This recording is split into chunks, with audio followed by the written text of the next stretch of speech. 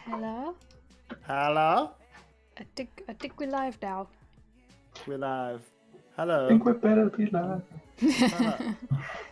Hover over. Is that a little otter? Is that a tiny otter? Otter. Who's a tiny otter? The emote that Ginger's used, but it's at the very, very top of my chat, so if I hover over it doesn't tell me who Oh it's yeah, from. Otterbot. Otterbo Otterbot. says. Oh. Hi Ginger Cute. Hicklebitch. Hi everybody. How's it Video going? joke. Welcome to Dared episode 68. 68. One off the Yeah. final episode. We are one off the final episode. Hi, Wills. How's it going, buddy? Thanks. We are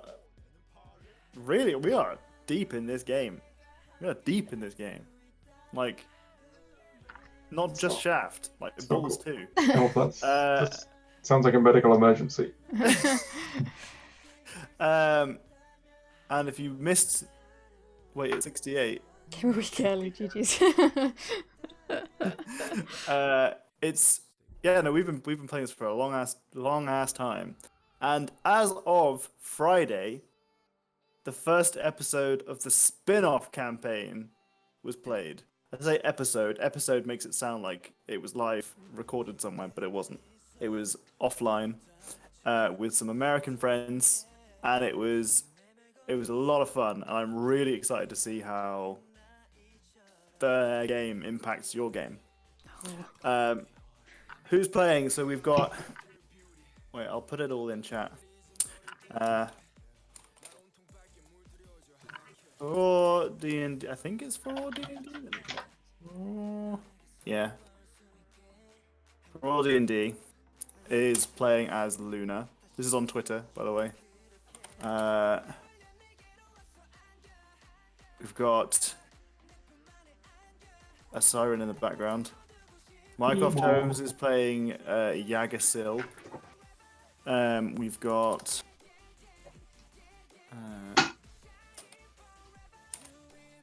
Tom Wiener playing as Darazoth Pixis, and Frilifia is playing as Winter. These are all the NPCs that were involved previously in our game. They are people who exist in the same world, on the same island. They have been hired by our main party to be the B team. You are paying them 50 gold a week to go and be basically your retainer adventuring group that you send off to do your bidding. Under the guise that they also get the treasure that they find on their quests. And basically they just do what you want. You have sent them.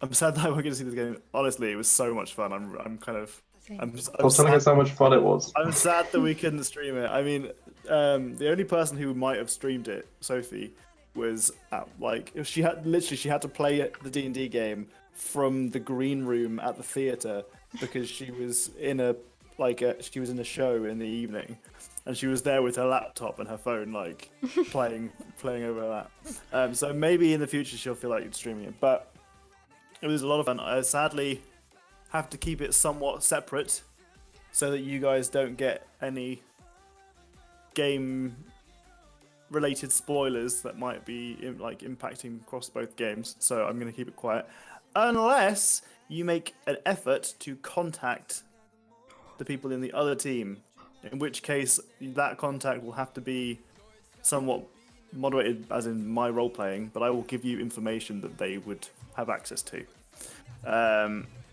I mentioned that specifically because Katie's already said that she wants to send a message to them to catch up. Of course. So wait a second, I have to turn this lamp on because it's so dark in here that I have to have a little lamp to light up. Lamp? A lamp. There's a lamp here. Thanks, Katie.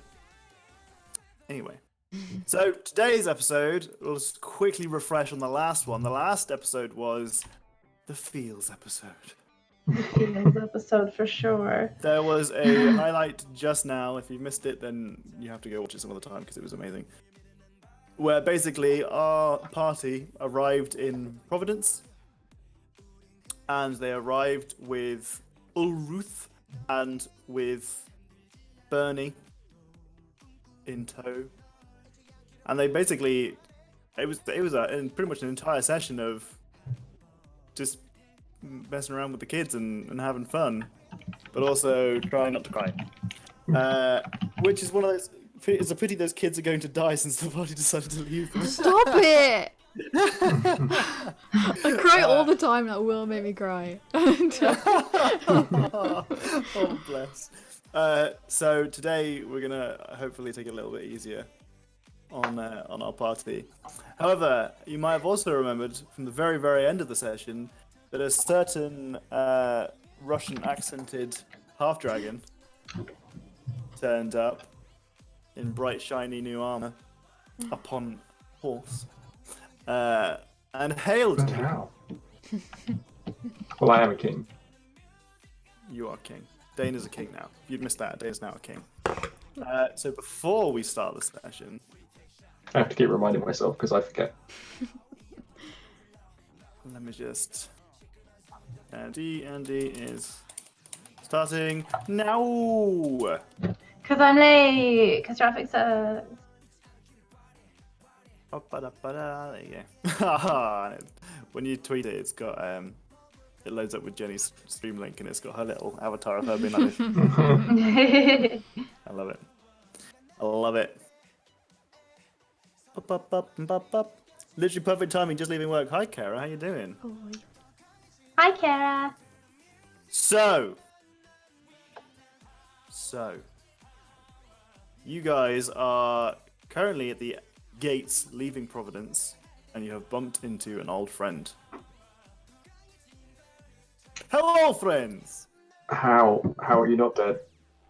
It is good to see you too when he helps out. I want to go hug him.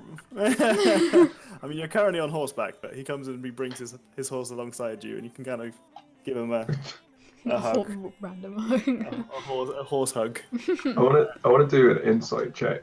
Wait, are we on horses? Yes, you're all on horses. Oh, nice. I want to see if this is a real Casimir or not. Oh, baby. I mean, you've only seen him for about 10 seconds. So Yeah, it's but I'm hard- super suspicious. I'm super suspicious. And I rolled a 26. Yeah, exactly. Everything that you can, all of his mannerisms, everything that you can, the information that you've got available to you suggests that this is 100% Casimir. Casimir, how are you back? Yeah, I'm just alive. I've had a magical experience.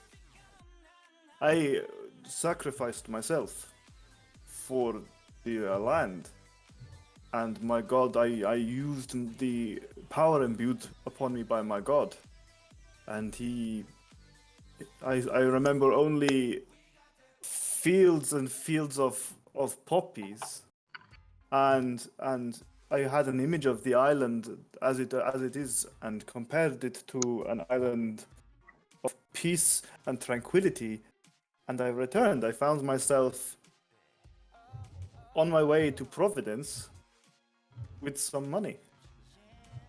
So I knew that all I had to do was find a steed and some armor, and I find you. Susan's Great. crying. She's crying. She just left those kids. She's crying. Does that mean you're coming with us? Yes, of course. Every sort would be of great assistance. You are my friends and my party. I will help you. She cries.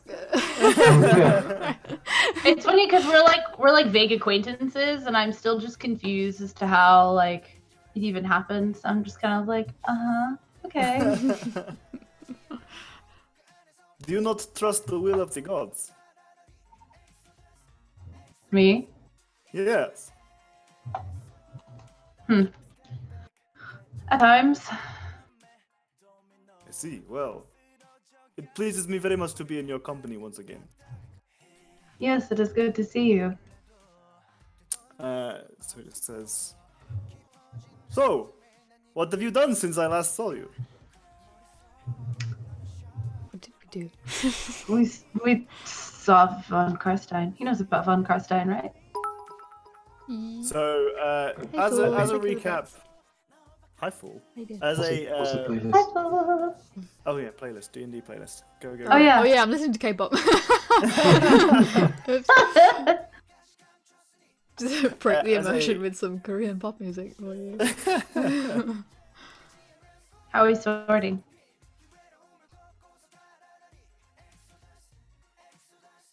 Oh, Did Tom freeze?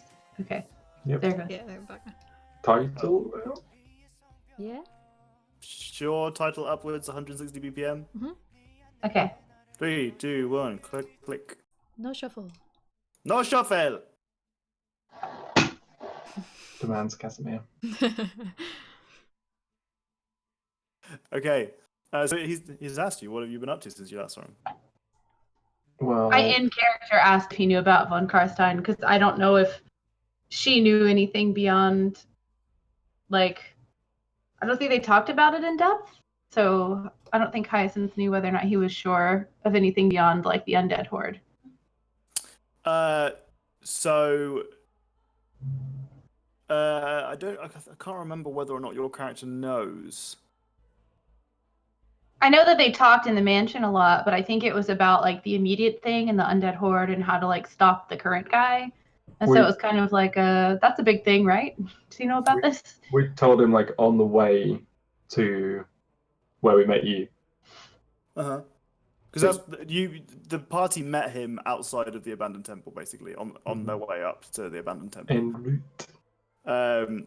And their understanding is that he is the offspring of the silver dragon that was involved in the fight 300 years ago. Oh.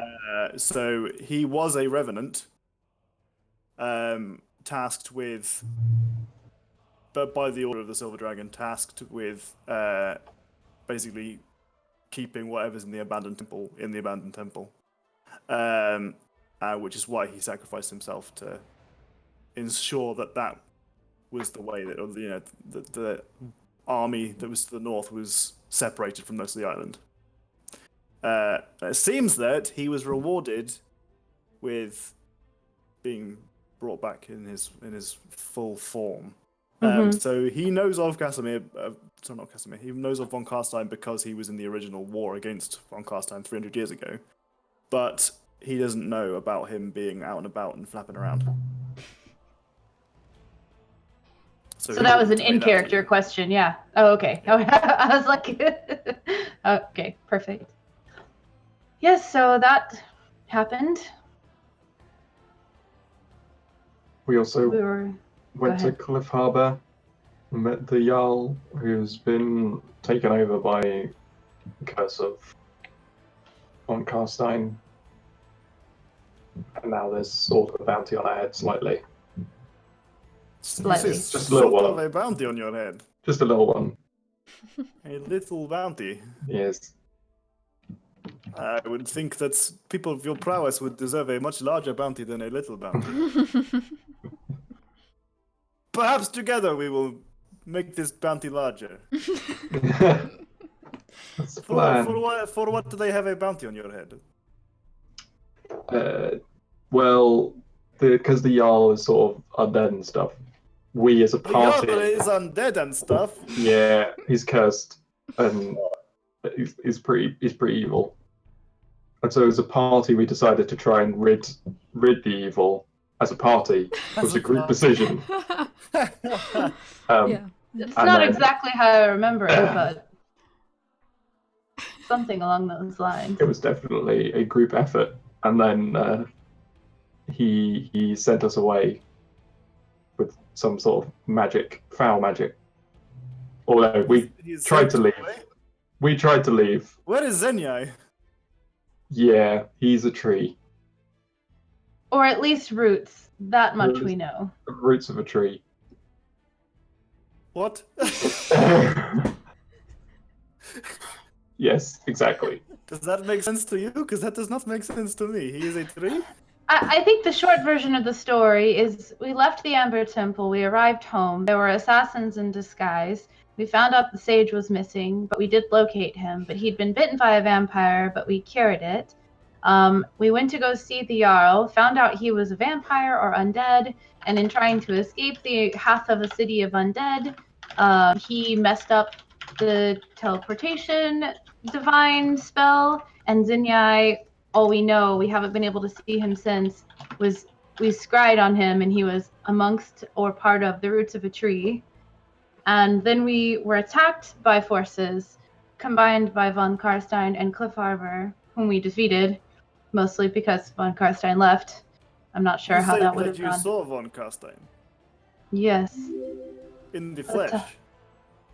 Yes, and atop a dragon. Well, an undead dragon, so most of a dragon.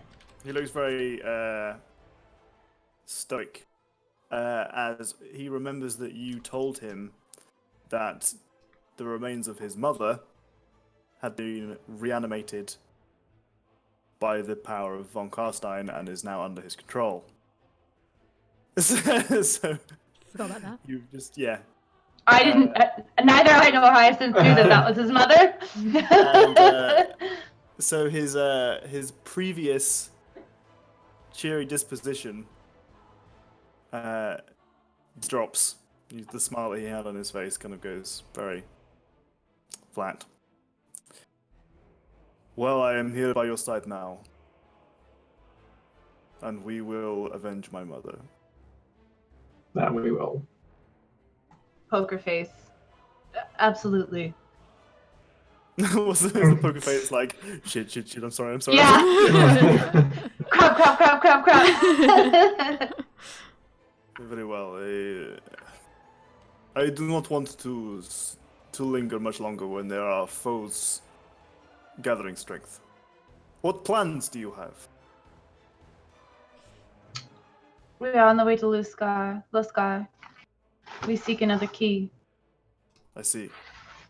Well, then you have my blade. What And about my that, axe. I do not have an axe. I have a sword.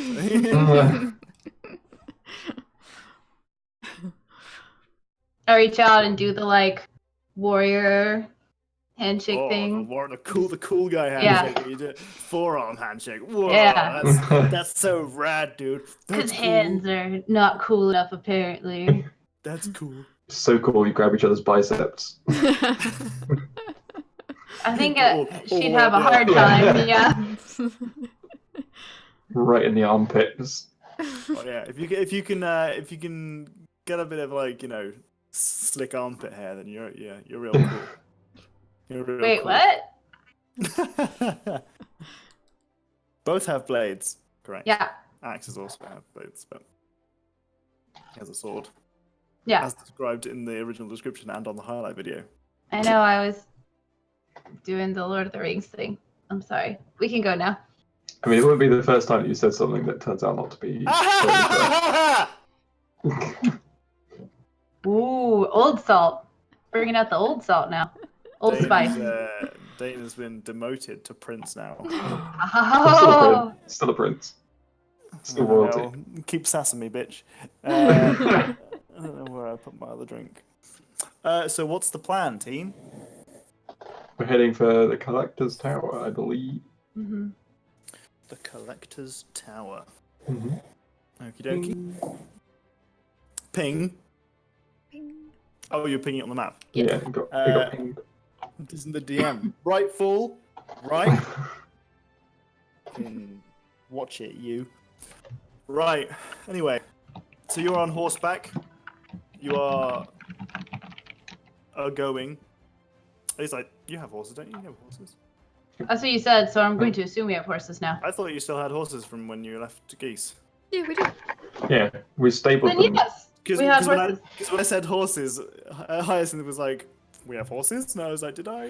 Because I had a distinct memory last time of ending and talking about us walking out the road and we heard horses, and I was like, oh, I guess we're leaving the horses behind to be more stealthy or something, and I was just gonna go with it. But horses are better because we travel We more. had a 10-minute discussion about what speeds horses go.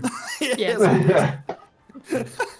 Oh, well, that was because he was trying to figure out how to describe what type of movement Casimir's horse was making as it was coming up behind us, whether it was a Yeah, no, trot or a lope. I was saying that you guys were walking out with your horses because your horses walk. Your horses were walking, and his was not walking. It was Yeah. cantering or trotting.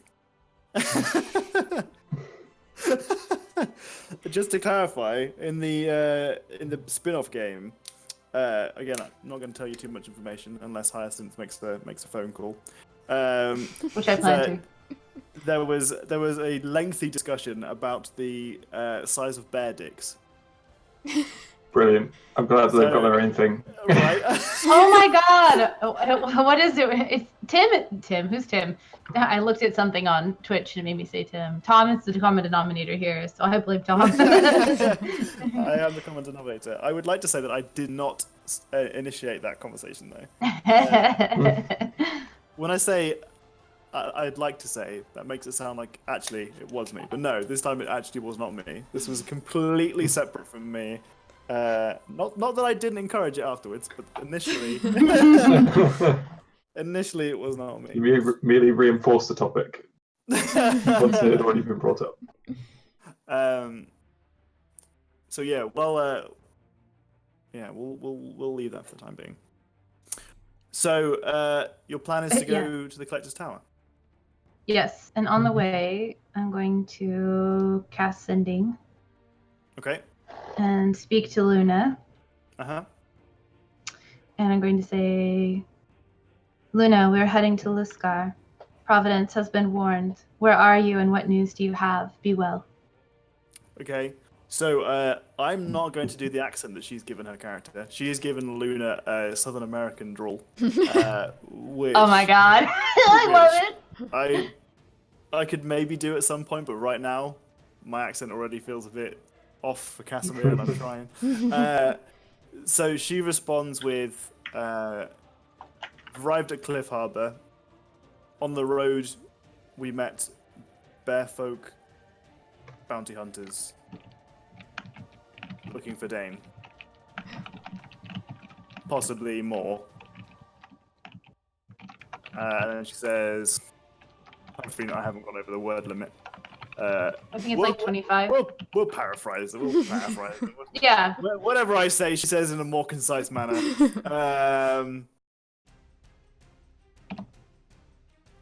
We what's the word I'm looking for here?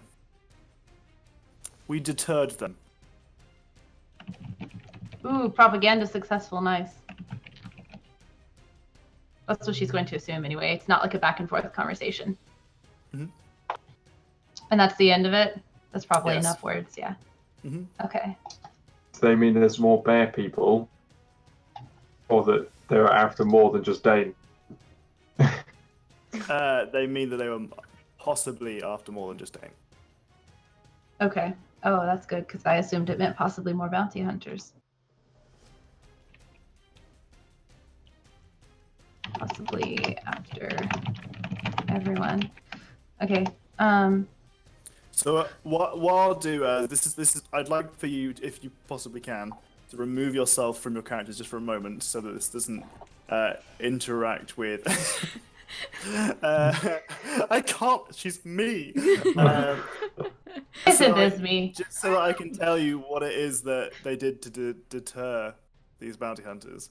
Yes, please. So I don't think this is going to impact the game if your characters did know this, but bear in mind that your characters have not been told this. Oh, we got a raid from Welcome Party RPG. Thank you for the raid. Oh, hey. Oh, thank Hi. you.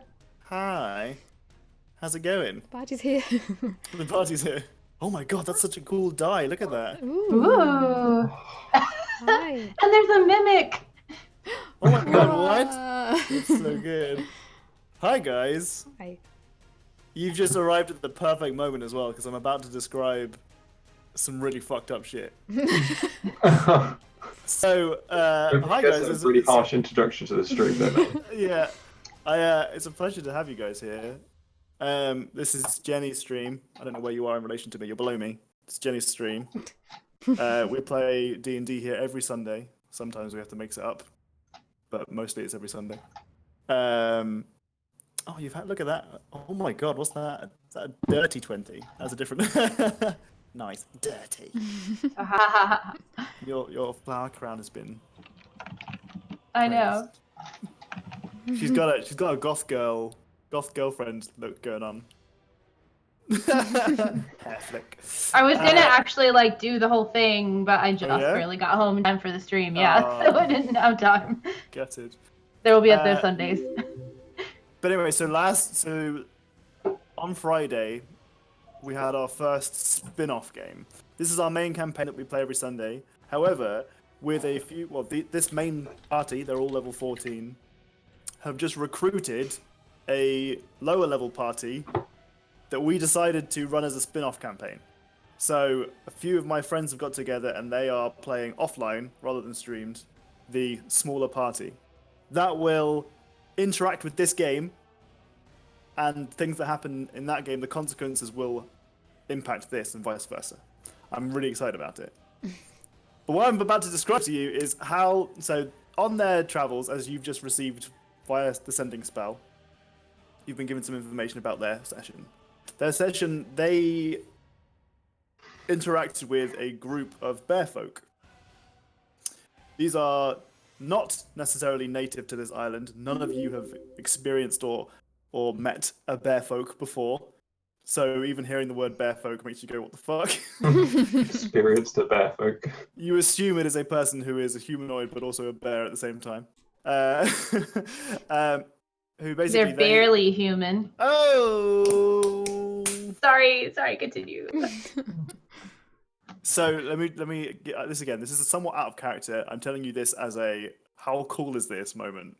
So they stroll up, they're camping, and they start having a nice friendly conversation because there's no real reason to think that they're enemies. They haven't done anything. They're sharing supplies, they're sharing the fire, bit of mutual protection. They have some discussion, and after some less than successive deception rolls and some perception, they realize that the bear folk that are with them are trying to poke around where they've come from and who's hiring them. After a little bit of discussion, they realize that the bear folk are bounty hunters, and they bring out a contract from one of their pouches, and on it has Dane's name. They noticed that there were other contracts in the pouch. So obviously they were like, those are our employers. We'd rather they not get fucked up by bounty hunters. But at the same time, they didn't necessarily want to start a fight. So what one of them did, and he is a warlock of an old god. He has disguised self, minor illusion, and telepathy and stuff like this, right? So he makes his eyes bleed and his pupils turn black, and then he speaks out loud saying, "Why are you asking about Dane?" But at the same time, he uses his telepathy to sound like this dark god that he follows, right? And says, "Serve a greater purpose." And then as this poor bear is like, what the fuck is happening? He turns to each of his companions, and this guy uses minor illusion to make each of his bearer companions also bleed from their eyes, right? And then so they're freaking the fuck out. And then the other guys, then he continues talking out loud at the same time as like bombarding him with threats of this greater god. And then he turns back to this warlock, and he's disguised self as the bear. So he's looking at himself, and he's like freaking the fuck out. And I thought this was such incredible roleplay that I gave him inspiration for it. And so he's just there looking at himself with bleeding eyes, and then it just stands up and like makes a run for it. The other bears are just like, what the fuck? and then like obviously they turn to see the warlock who's undisguised himself, and then one of the other party members aces an intimidation check to basically say, "Bugger off! This isn't a contract that you want. Leave!" And they all turn around and leave. And that was some real fucking. Wow. That was some insane shit, right? That was so good. I was just like, It is the month of Halloween after all. Exactly. I was just blown away by that. I was just like, yeah, 100%, definitely, bleeding lines, yes. yeah, carry on. Yeah, roll intimidation with advantage. So I that think was the other party is level 7, by the way, cellar door. yes. So the other party is level 7. This party is level 14. The other party is level 7. He's a warlock, so he has a bunch of like stuff like cantrips and stuff, and yeah, invocations that allow him to do some pretty crazy shit. But also, I thought it was a really cool idea, so I just kind of went with it. Oh yeah. And it kind of seemed like it would have been a bit lame for them to come up with this incredible idea, and then me being like, "Yeah, roll initiative." No, you scared the fuck out of those guys. So whether or not they are still on your tail after experiencing that horrific encounter is a mystery. They weren't dispatched, but they were deterred, which is why I use that word. So as you can see, that information necessarily you haven't got in detail, but you know that someone's on your tail, they were deterred, and that your secondary party, the B team, have now arrived at Cliff Harbor to the south. Okay? It's early in the morning for you guys, it's early in the morning for them, so they've just arrived. Okay? So the time frame thing is going to be quite difficult because our secondary game we're playing every 2 weeks. So we'll sort it out if we can. Cool ideas are the best ideas, right? If there's a cool idea, I always try my best to roll with it because I think that, again, this is a dynamic story of telling experience. This isn't me railroading you. So, but at the end of the last session, you bumped back into your friend Casimir, who has apparently returned from the dead. You've said goodbye to your wards, the children that you have sponsored. And Sponsored by children. Sponsored children. No, it's fun. Yeah, it's where we're around. Did we ever? We don't have a group name, right? Because they asked us at one point, and we were like, we should come up. Well, we did have a group name, but it doesn't really work anymore. What was it? Susan and the Shorties was one of them. One and 3/4 was another one, or one something. 1 3/4. 1 3/4. I like that. Yeah. Oh my So god. just to clarify, that was because we had one really tall person and 3 very short people, which is why it was 1 3/4. But 2 of the quarters are now lost. Yes. So now it's just 2.5. Yeah. Hi time. I love that you're the adventuring group who is just varying fractions depending on who's part of your party. Well, the other party is all people of normal size, like normal height. Oh no, there's a halfling. There's a halfling. So is that 3 1/4? At least it's not 350. They're B team.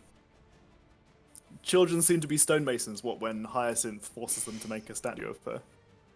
No, those children aren't workers. I don't know what the city does with the other stuff, but little Ruth and Bernie are not going to be forced into child labor. No rodents of unusual size just yet. Not yet. Not doing bad. So you're getting better. Are you ill? I'm sorry to hear that. In any case, well, you've been given a wave, Docs. Did you wave? Did you wave? So Hyacinth turns to everyone else and conveys the message. Luna says they've arrived at Cliff Harbor. There are some bear folk, bounty hunters. I'm not entirely familiar with what that means, but there are bounty hunters after at least you, Daerd, and perhaps the rest of us. But they've been deterred.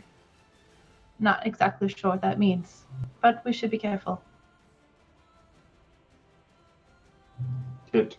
Maybe we shouldn't travel directly on the roads, or we should stay clear if we see people on the roads. I mean, it probably already wasn't safe for us to travel on the road, to be fair. Very true. Casimir perks up and says, "I wonder what the deterred means."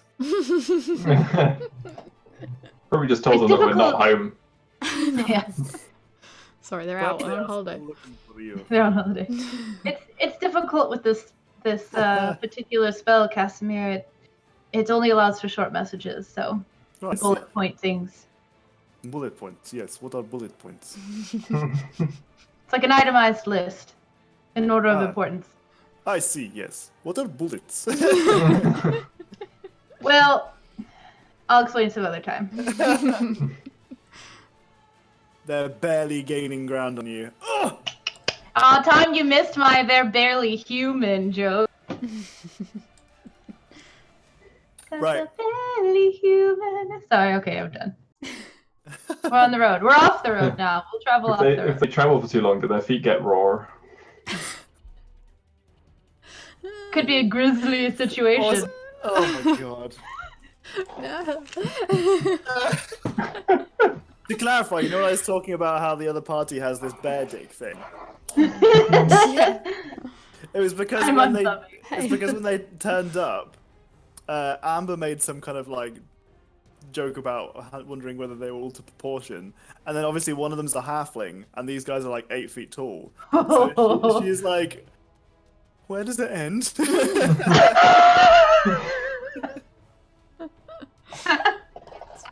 And then when Daerd disguised self as the bear, he was like, anyway. Oh, unbearable. Oh my god. Oh! I love it. I love it, man. Also, for those of you who are new to the stream, first off, hi. It's nice to have you here. Especially Milala and name of other person, Metzgo, and also Celador 10. Pronounce Mim like Kim. Mimlala.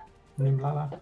Mimlala. No, Did the I not one. say that? Oh, hey Rick, how's it going, buddy? Long time no see. But if you say something that gets us all in stitches laughing or something like that, you get given a inspiration point, and with an inspiration point, you can give that to our party members, and they can use it at their own discretion. So that's down to you. You can use it whenever you like. Anyway, on the road again. Well, slightly off the road, probably. So what is the plan when it comes to Off the traveling? road again. So, so you're off road. I'm looking at the map. For those of you who are actually, you know what, you could use the painting tool if you wanted to show me where you are. So Well, if we're heading towards the collector's tower first anyway, why don't we just make a straight line instead of heading on the road? It depends how much slower it's going to be traversing the ground. So it might be quicker to risk it and stay on the road and then just hop off the road near Aluska. Well, and there might. Do we know how wide that river is? these guys have actually traversed up this river. They went from the smugglers' camp down here into Luskar proper by using a boat. So would we be able to cross the river without a boat? No. Then we definitely Unless need to you stay near the road bridge. until the river. Yeah. Well, once upon a time, weren't there people patrolling around Luskar? Am I remembering that? You were told that there were people on the bridge. Right. But things might have changed since we returned their army. Yeah. So I think we get near the bridge and we scout it and we see what it's looking like. Yeah. See if anyone else gets up there and gets stabbed or not. Yeah. I'll look with my eyes. With my eyes of sea. My eyes of seeing. I look with my eyes. Okay, so what's the what are you looking for? Sorry. We're going to get nearer the bridge because I assume your eyes aren't that good. I was going to say, yeah. Damn it. And then Okay. see if what's going on bridge-wise. Bridge-wise. Mhm. Okay. What do you But want maybe- to see exactly? Maybe use those elven eyes on the road to see if people are coming, and then we can just whoop. Whoop it, indeed. Yeah, we could Absolutely. whoop. Definitely. Whoop. Okie dokie. Right. Well, horseback indeed. Oh, okay. This is the drawing you're looking on the map. Here we go. That's a bit of a whoop. Oh, is that another whoop? Yeah. Okay. Oh, okay. So that's where you're going. Fantastic. Elvenized to become even more elfy. Yes. Helvanized. I love it. All the pun people stay and come back every Sunday, so I can enjoy them. To quote Tolkien, shortcuts make long delays. I like that. Ooh. I like that. Oh, oh. Jenny, you should typography that. Oh. Okay. I won't remember that. I mean, okay, fine, sure. I'll write it down. So, on the road again you are. You suspect that to get to your destination of the bridge crossing over, it will take probably 2 days. Okay? Or rather, a day and a half, because the roads between Providence, Luscar, and Cliff Harbour, this T-junction here, the main roads there, are better than the roads from Geese to Cliff Harbour and Providence to Geese. Okay? So we'll have to sleep at least once? Yes. Okay. So, you're staying on the roads unless you see somebody coming in your direction. Is that correct? I thought we were going to stay slightly off the road. Like, not very far, but... or it doesn't even matter. Is this like a wooded area? I don't see trees, so I'm assuming this is like grass plains. Yes, this is large grass plains. There are hills and what's that noise? Is that me? Yeah, I mean, if there's nothing to hide in, we might as well be on the road. there are copses of trees here and there, and there's bracken and marshland, but not in a situation that's dense enough to require mapping. So, I mean, from time to time, you might come across something that you might consider like a good hiding spot or something like that. But if you were to be slightly off the road, it would take considerably longer than being on the road. Yeah, and it's not like we're in a forest where they couldn't see us, so I don't see any point of leaving the road at all. Yeah. Unless we see someone, and then we'll decide. Yes. Yeah. Yes. Yeah. Okay. Sure. So, on the road you are. Again. The majority of the first day is very peaceful, very quiet. You see absolutely no one or anything on the road until about late afternoon, early evening. You see a cart coming your way. It's a horse-drawn cart. There are 2 horses. One, with your elven eyes, you can see one gentleman at the helm, and you can see that it is it's quite a classic, like Western American, like cowboy cart, if you know what I mean. Like it's Like a covered wagon. like a covered wagon, like it's cloth, being pulled. Yeehaw. Yeehaw, indeed. So we travel these roads quite a lot. Uh-huh. Is it normal for people to kind of stop and talk when they're on the road, or people just tend to do we just generally tend to pass people and no one really pays any attention to anyone? Stopping and talking isn't super common, but it's not the rarest thing that you've ever experienced. Occasionally, like the most that you usually get is maybe a nod. Right. Or a So wave. people, it wouldn't be like massively out of character if there was no interaction between people.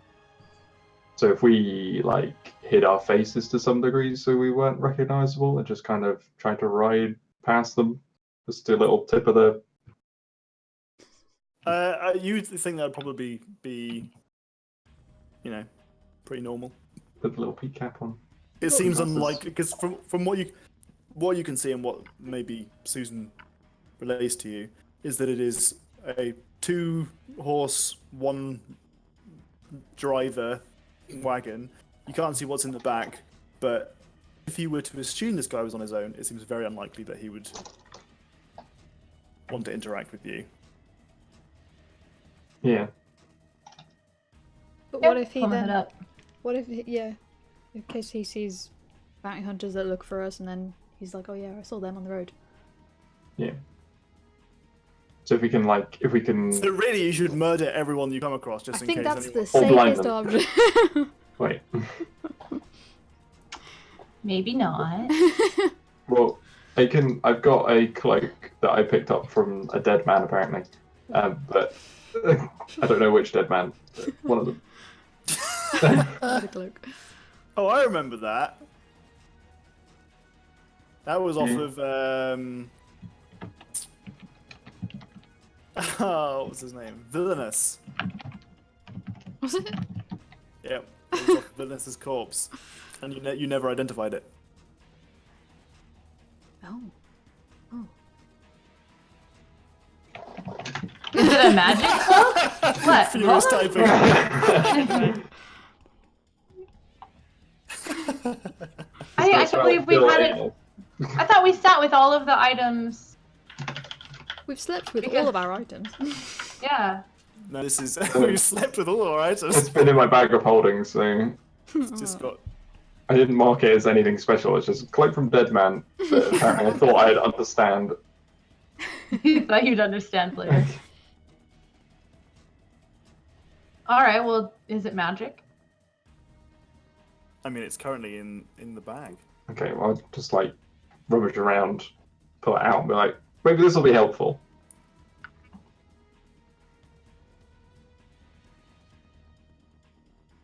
Okay, what are you gonna do with it? Are you gonna put it on? I'm not How going to put it confused. on. Okay. I don't know what it is. Yeah, that's true. What, you think it's just a normal door? How far away are we from this guy while we're doing this crazy, weird stuff? I mean, he's a mile down the road. He's ages away. Oh, perfect. Arcana check. If I could, just to see if it has a magic essence. Is there any reason for Hyacinth to believe that it is magical? If it's Villainous's cloak and he was a wizard apprentice to the guy who had betrayed my party, and he's like, oh, here's that cloak I took off of him, I'd be like, oh, maybe. Okay, I would be happy to take that as justification for an Arcana check. Dane, did you say that this is Villainous's cloak when you pulled it out of your bag? No, because I didn't even have it written down.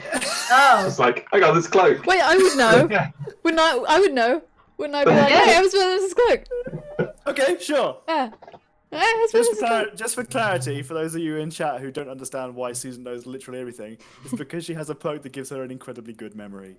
I'm really stupid, but I have a keen mind. I was gonna say it's not That because pulls I me just back. like have this favoritism for. Yeah, for- Jenny knows everything apparently.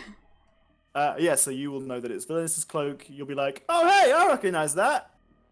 That was on Villainous, and then Katie can do an Arcana check. But it was Cool. crap, so. Looks like a normal cloak to you. Okay, so I'm going to put Maybe- my... maybe, you know, it's He wasn't maybe a very good made, wizard, but- so. Yeah, it looks like it's got a couple runes on here and there, but nothing that you recognise as magic. Yeah. Just fold it in half so it doesn't look so long on you or something. So I take my crown off because it's quite obvious. Yes. Walking around in a crowd, not many people do that. So I take my crown off. That goes in my bag of holding. Okay. Not many Now, people. now I'm do that. completely inconspicuous. Uh-huh. And then put the cloak on. Does it have like a little hood or not? Yeah, no, it's got a Okay, hood. so I put the little cloak hood on, and then wrap the rest of it under me on my horse so it doesn't look too long. So I'm like sat on most of it. Uh-huh. Just Hey, like- Snots. Hi, Snots. That's I all. hope he's going slow because you guys are sure taking his time. I mean, he's just got a heavy moseying wagon along. He's full just of bounty moseying hunters. along. He's got a, yeah. The beauty of this is that we're on horseback, so the horses are going. We're just having these conversations and stuff while the horses are doing all the work. Yeah, you haven't just stopped in the middle of the road like, guys. Yeah. Quick, put your clothes on, everyone. Okay. Beasts of burden, as So- they say. But now you'll definitely forget you're a king, Dane, if you don't have your crown on. Top. Yeah, but I'll find it in like 4 episodes time in my bag. Be like, oh yeah. Oh, by the way, I'm a king. So there's a crown here. I don't have it labeled. Does anybody remember what we're doing with this Whose crown? crown is this? Is it magic? Who knows? Oh, Hyacinth anyway. doesn't think so because she always rolls like an 8 or less on her Arcana checks. I'm so glad that you roll some bad rolls, considering you're got like plus 15 to something. Yeah, well, I mean, I've only got the highest thing I have that's not expertise is a +7. That's still So a high. That's still a high number. yeah, Right. So we've got Dane in a cloak. Mm. Hyacinth and Susan making any efforts to disguise themselves or to cloak up? Yeah, I have a cloak. Mhm. It's just a regular ass cloak. I just pull the hood up. What's happening here, Jenny? I have put my glasses on. Oh, your glasses are My on! glasses are on. I have Okay, glasses make that a, camera's on. Where does Susan go? Do you have a picture of those anywhere? Do you have it saved? Not. I mean, I do have it saved somewhere, but I don't know where it is. I was gonna say, did you want to bring it up so everybody could see? Well, picture. let me just Google the glasses with eyebrows. Glasses Those. with eyebrows. That's what Susan has on that she made out of assorted items many moons ago, which she has kept. So she puts that on. And I also have that cloak. Do you remember that cloak that you gave me that I can change into any like pattern I wanted? Oh, ho, ho, ho. I usually just keep it at a nice like Nice, pretty okay. thing, but let's switch it up. If I'm being not Susan. And anyone who doesn't believe that these glasses would work, just click on that link. Oh my god! Literally, I saw that and I was like, this is a Clark Kent Superman thing. And then I saw the text at the top of it. Yep, 100%. Holy crap. That is an incredible emote. It's so good considering it's so small. Like, you really have to appreciate the work that goes into emotes because they have to look good despite being so tiny. Yeah. Mm-hmm. And for those of you who want to do the best emote ever, you're welcome. Katie saw me use that in text form the other day for the first time. I was like, that's where you got it! Okay. Oh, the cloak's all like badass and flamey instead of like cutesy Oh. and nice. Badass and flamey. You Yeah. mean like, wait. I happen to have an emoji for this. Because I was gifted this when I went into. I think this was maybe the people. Remember we raided someone after our D&D game. Yeah, this one. Yeah. Yeah. I also have that one. So is that your? Is that Yeah. what your cloak looks like? It looks doesn't like have a cascade 666 of- on. It looks like a cascading flame 666 because that's perfectly in line for me. It looks exactly like it's all diagonal on purpose. Okay. Right. So is that you've got flames and stuff? Yeah. Are we talking like 1990s? Yeah. Cheesy. Little, like, Oh, cheesy kid yes. with, like spiky gelled hair and like a shirt that's got a flame at the bottom. Okay. Bro. That's out of that weird, like, satiny material. Yeah. Okay, Cheese fantastic. flames. So as time goes on, the car gets closer and closer. Soon you're almost passing it. From here, you can all see that the gentleman driving it is an elderly orc man. You can tell that because he is, a subtle brown-green color, and he has 2 teeth coming out from his lower jaw, one of which is broken off. He has hair, which is graying, and he's got some spectacles that balance just on the tip of his nose. And as his wagon's going past, good evening. He kind of just Evening. continues going. Evening. And he kind of looks you up and down. He can't really. He can't really see you, to be perfectly honest. What you can tell. blind. Is there any interaction that you want to have with this man other than just letting him pass? Is the wagon like a full-on covered wagon where I can't see inside at all? Yeah. Can you see in the back? Should be able to, unless the flap's down. Darn. The flap is Flap's down. The flap is always down. Not As everyone you- lets their flap down all the time like you do, Dane, but Give me perception checks. oh god. This is literally one of my worst Uh, possible. goes back. 26. You have to wait for 8 forever. 26. You have to rejoin it. Why do you have to rejoin? I accidentally pressed back. What? Because the back button on the mouse is the most pointless thing ever. It's Okay. only there to fuck you over.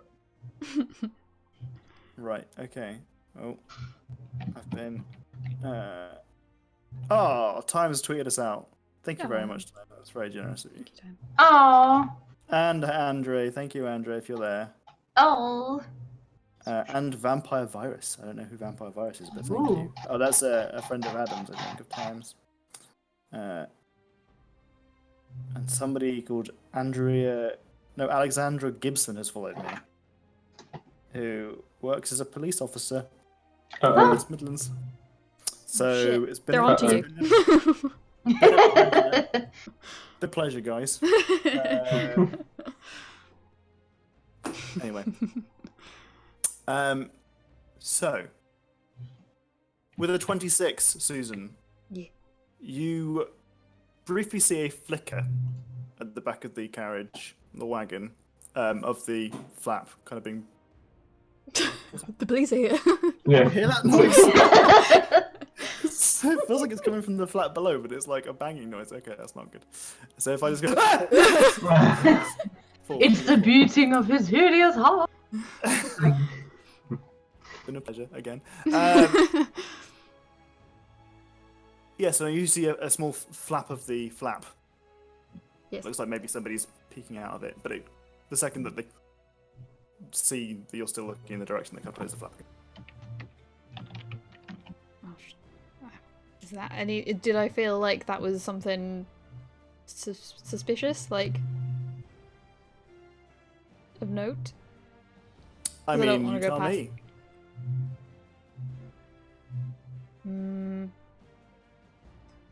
I would maybe whisper it to whoever's next to me that someone was in there, but I wouldn't be like, "Hey, you." Well, I mean, right next to you is Casimir.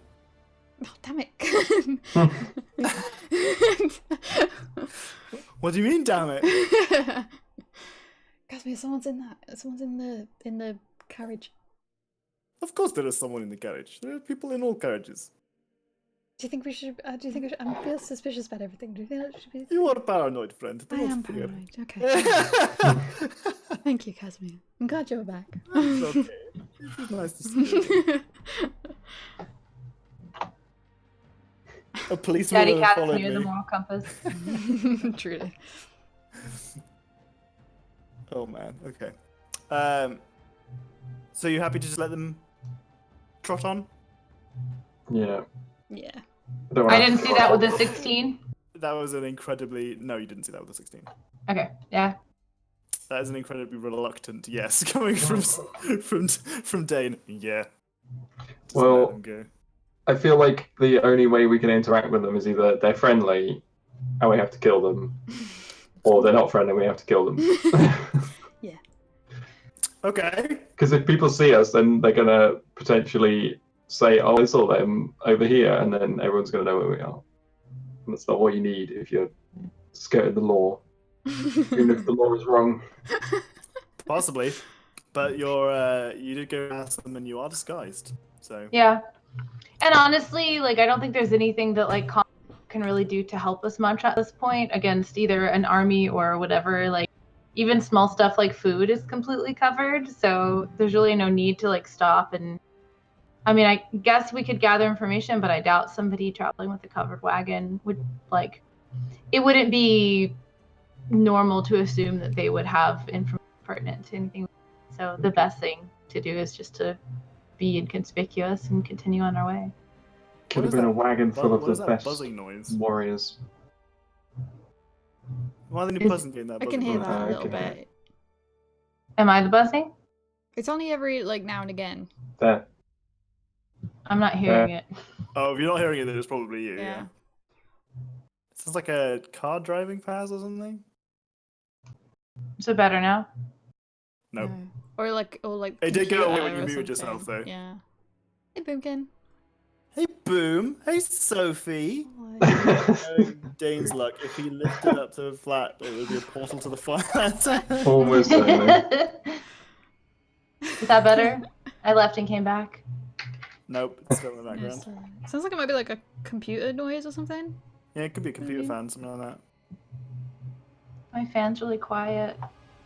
Or like, Oh, Is there a You window know what? open and cars driving past or something? no, but there's a park over there with like a little amphitheater, and there's definitely booming music. Okay. Yeah. There's something going on over there, and it's like. Yeah, that's it. Yeah. Okay. I'm sorry. That's Oh, okay. no. That's okay. It's definitely what we can hear. Oh look, there's some people. Oh, it's the crit roll. That's where it's from. I was wondering where that emote was from. Yeah, it's Grog. I didn't realize that Boom was a crit roll fan. Everyone who's anyone is a crit roll fan. I'm kidding. Incorrect. So, how are you doing, guys? Long time no see. Apart from Boom, who I cuddled the other day. He's not cuddler. He did not approve it. So you forced your cuddle on. Yes. Hi, Pia. I was like, I'm gonna cuddle you. He's like, I don't do cuddles, and I'm like, no. Right. Anyway, Wrath of the Lich King. Is that what's going on in the background? Yes. So we continue on our way then, I suppose. Okay, you let him go past. No worries. So you kind of get to the little whoop you've got in your road. Hoop. Horseshoe number 1. The first hoop, and that's where you get an opportunity to rest up. For the night? The evening has come. You think it's probably a good time to find somewhere to rest up, or find somewhere to cast your spell. Or Yes. do we want to try and push onto the bridge at night so we can see if we can cross it on the cover of darkness? What time of day is it right now? It's probably about 8 p.m. What time would it be when we got to the bridge? Probably closer to like 4 a.m. Oh shit. What Okay, time this does the sun map come is up? very deceiving. Well, it's taking you all day to get to from Providence to where you are. Right. Okay, we'll just leave really early then. Yeah. Well, even if we leave early, it doesn't work. Never mind. We'll leave late and then we'll arrive late. Or we'll just leave when we're ready and we'll see what happens when we get there. Because there could be absolutely no one. It's not very cautious, but yeah, okay. So you're taking yourself off road and casting your spell, I assume? Yes, absolutely. And the horses can come inside? Absolutely. Yes. I think it's like up to how many creatures? I don't know. A lot. And it doesn't specify size, so meh. Okay, no worries. In which case, you take your 10 minutes to cast your mansion spell, and then everybody enters. Is there anything that you want to do with your evening? I'll send Luna another message since I'm not using any other spell slots today. Just ask how things are going. What's the news? Who knows? Because that part of the game We'll find out hasn't next been played time. yet. Yeah. Okay. Yes, time to glamp indeed. Glamping time. Got to cuddle ferrets. Glamping. Oh, I did see. I saw you tweet the photos of the ferrets. And there were a lot of ferrets. How do you get to become someone who judges animal competitions? Because that's what Sophie was doing. You'd be judgmental and like animals. No, I'm kidding. I don't know. I could do that. I could be judgmental. I could. I'm really judgy. I could totally do that. Yeah, I sent him. Oh, you weren't here earlier, Fia. I have a spell called Sending, and I can contact you guys, and you can reply. So I talked to Luna earlier. Have you She told told us- Luna what's going on? What? Like- Have you given Luna an update? Yeah. That's you cast the spell by sending a message. You have the spell. Oh, were you? I didn't Yeah. know whether you given an update or not when you sent it. No, I was like, that's how it works. Come on. No, I know. yeah. I said that we were heading to Loskar, that Providence has been warned of the danger, and that what else did I say? Hold on, I wrote it down. Tell them about the orc person as well. See everything that happened today. We've got big news. Something on the road. There was Casimir's some guy. orc guy.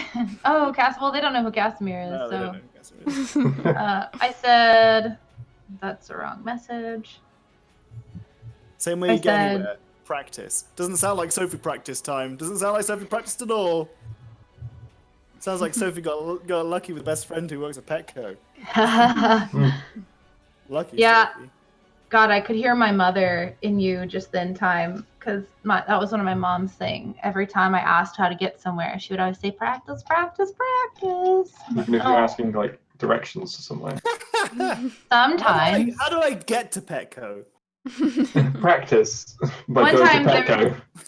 There was a place in Fort Worth called Carnegie Hall, not to be confused with like the actual one in New York, and that was the first time, and it was not the last time that she used that as a response. Are you sure we're not the same person, Katie? I don't know, Time. We've never been seen in the same place, so. But what I said was, are you asking what I said this time, Dane, or what I said the first time? I was asking what you said the first time, so let's see whether you should send an update this time. Gotcha. The first time I said we're heading to Lothgar. Providence has been warmed. Where are you, and what news do you have?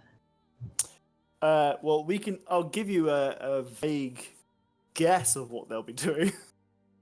You don't. No, you can just fill us in the next time on what she would have responded. I mean, the response is going to be something along the lines of, "We are in the city. We are looking for the vaults." Yeah. Okay. So, just to clarify for Sophie, who is now here. Hi, Sophie. Hope you're doing well. Hope the animal judging went well. I gave these guys an update as to what you guys did in your session, because Katie cast the sending spell to talk to Luna, and Luna said, "We had a run-in with some bearfolk dudes, checked out their junk, scared Nope, they didn't tell us about that at all. That's scared the shit out of them." So basically, she's aware that there were bounty hunters and that you guys deterred them. I didn't tell them how, but I did tell them that you deterred them. And then, out of character, I explained what you did and how fucked up it was. So much bear junk. Anyway, so you set up for the night. You cast your 10-minute portal into a world of pancakes and fluffy pillows. And delights, yes. And you rest up for the night. You regain your spell slots from sending any sending messages, and so on and so forth. Casimir is very happy to be sleeping in a big comfy fluffy bed full of pillows. And he makes it very clear in the morning that he is very happy to be filling his face with pancakes once again, except this time he can taste them. Yes. He has taste buds. Oh no. So in the morning he's just like, "These are amazing. I could not taste these this entire time. These are amazing. Pancakes. Waffles and pancakes into one thing. Pancakes are amazing. Who thought of this? I did. These are incredible." Anyway. Actually, I don't think I did. I don't remember who it was. Morning breakfast. Yeah. Is that in a highlight somewhere? I think, did I make a command for it? Wait. Did you? Okay. Yeah, I'll link to the Twitch video when we talk about it. That is brilliant. That is so clever. That is so clever. She's smart, isn't she? Black Friday pancakes. Oh my god. Pancakes con explosion de frutas. Prueba los nuevos pancakes con chocolate por tan solo. Those are cheap. It's a Black Friday deal. On pancakes. Oh, Who would have no. thought? Funny. Brilliant. Okay. Okay. Something else I learned about recently on a similar topic is you can get cruffins, which are croissant muffins. What? Cruffins. What? Oh my god. That is. There was another one as well, but I forgot what that was. Is anyone having any cruffins this morning? Was it I'll try a cruffin. No, I did have waffles though. Yes, you can also get croffles, which are croissant waffles. Oh my god. You just Google different breakfasts that you can combine. No, I was literally talking to someone yesterday, and they mentioned both of these things, and I was like, "What? What are these?" And then there's crapples, which are croissants with apples in them. Time, I was literally about to make that same joke. Science was too concerned on whether they could. They didn't bother thinking about whether they should. Yeah, cronuts are a thing too, full. Oh, that's what it was. They were talking about cronuts originally. What's a cronut? It's a croissant donut. Well, they're really good. What? croissant donut. How does that work? Well, Puffins make apparently. me think of puffins, which makes me imagine a very strange bird. That's a crusty puffin. That's a very different thing. Oh no! That's a forbidden sex act. Don't Google it! Don't Google it, dogs! No! I have to. I have to know. He just like his eyes got wide. He started typing. I'm like, save yourself. I made myself laugh. Leave those croissants alone. I just imagine Goldfinch doing the like leave Britney alone thing. Leave croissants alone. There's no such thing as a crusty puffin, thankfully. There is, however, a crusty muffin, but It just sounds so funny. Nope, let's not. Leave that one to the reader. Yep. It just sounds so You funny. can Google at your own risk. I feel strongly about pastries, okay? Oh my god. If you saw me, you'd understand. What? I don't So want to know we- about weird bedroom stuff. Come to the wrong stream, my friend. Okay, So so we finish eating. is there anything that you guys want to do before you start heading out?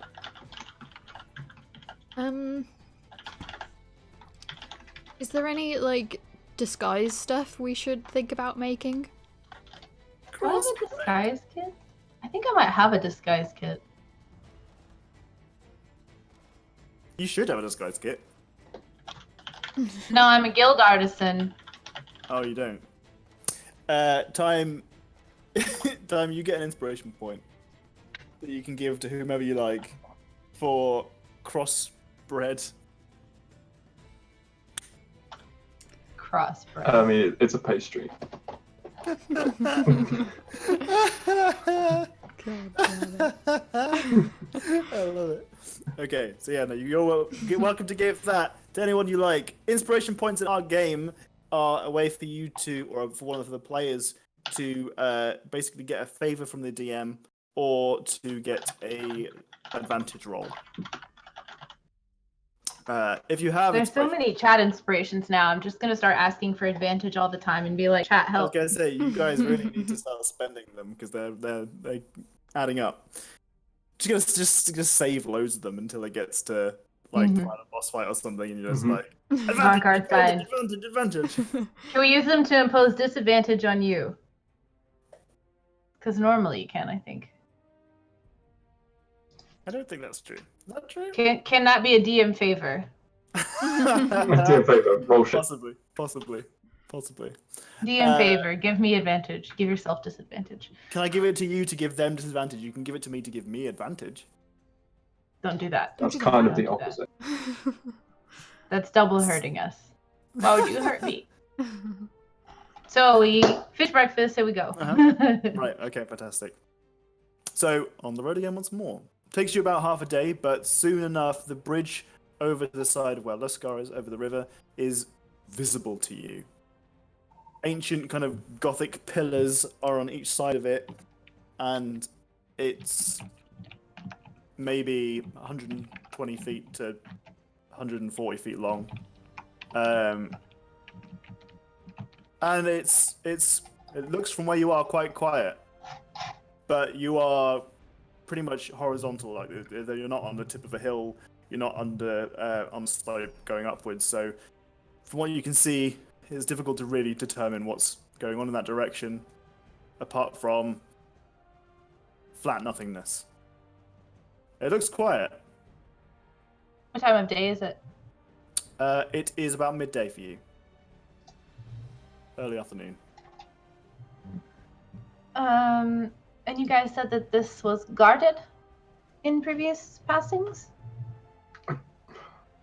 The one in the south was. Yeah. I don't know whether this one was guarded one because we left across there to get to Providence, didn't we?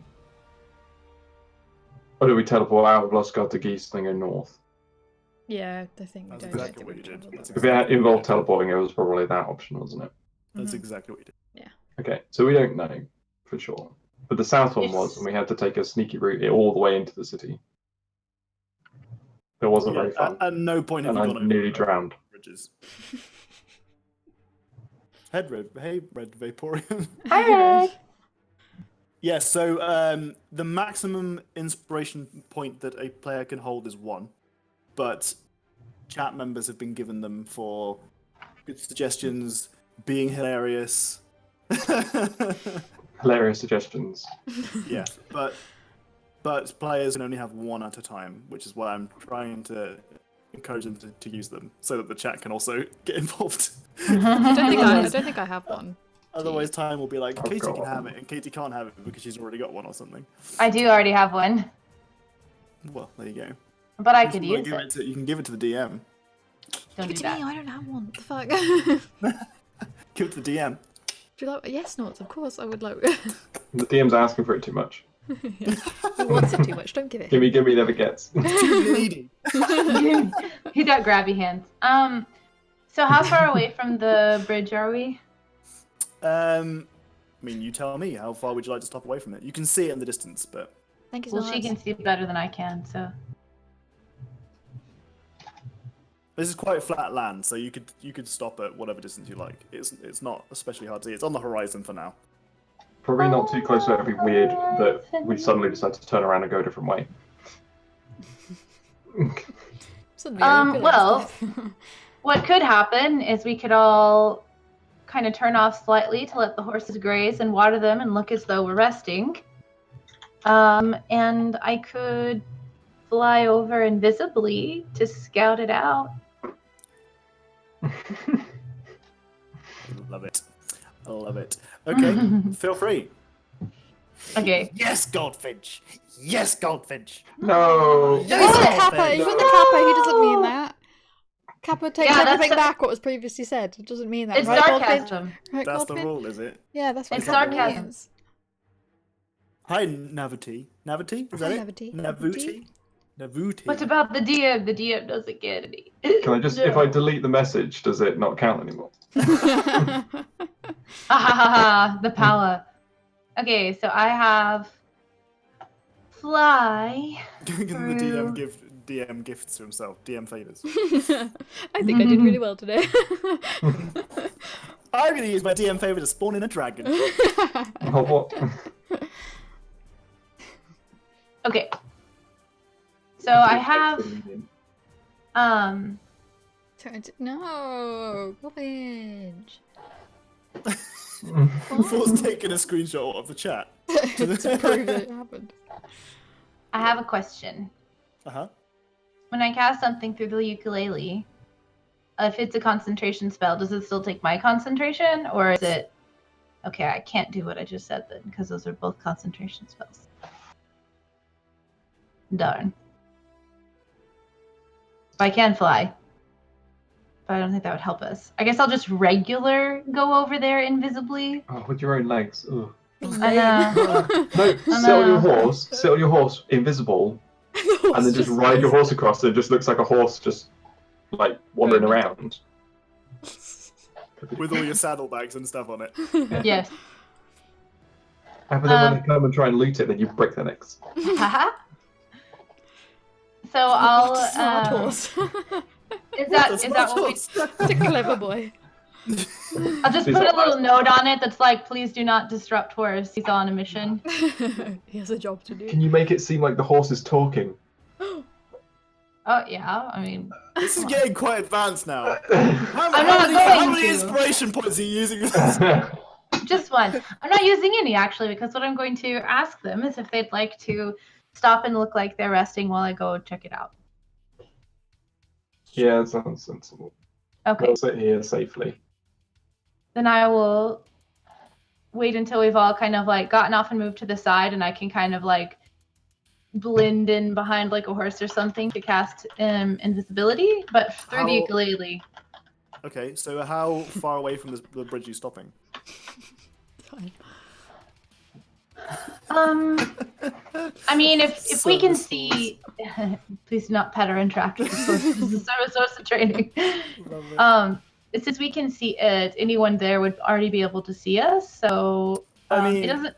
You can see it on the horizon, is what I'm saying. Do you want to like stop quite close, or I mean, because obviously your invisibility only lasts a certain amount of time. But if you cast it when you were here, got to the other side, and that took an hour, you could cast it again. You just bring back like.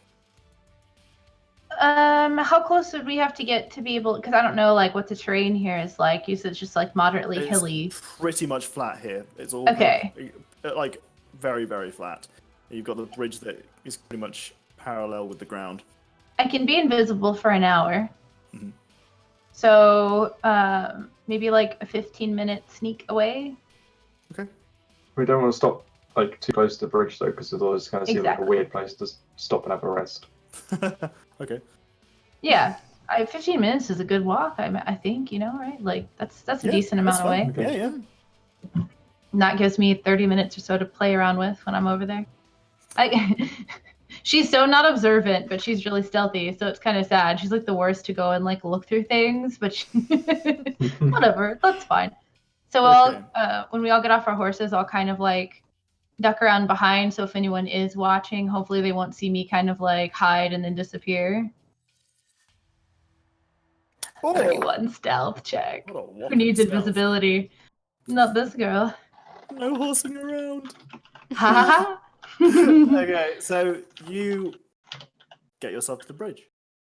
Yeah. As you arrive at the bridge, you can see that there are cart wheel tracks that have left the bridge, coming your direction, and are going down the road that you've just come down. After a little while, the tracks tend to they kind of disappear into the dust. However, you will notice that they are red, like perhaps that they have been driven through blood. As you get onto the bridge proper and you start walking across, for the most part, it is just a wooden bridge. It appears that there are some slats or there's some stones been laid across, and maybe some metal has been used to create the foundations. So the top is mostly stone, but it is definitely it's too long. It's not so short that you can only be wood. It is long enough that it needs to be stone as well. So the top of the bridge is kind of like a dust, like a stone dust, and but you can see that if you look close enough, you can see slats where it goes down to maybe some wood or some metal that's keeping it up. The dirt that's been spread across the top, you can see that. Oh! Don't be such a naysayer. In my heydays, Rain it in. Yes. I love it. But you can see that like there are points where the dirt is darker and redder than others, in kind of pool shapes. As you kind of all good signs continue going down down the bridge, you can make out that halfway down is a wagon that's been abandoned.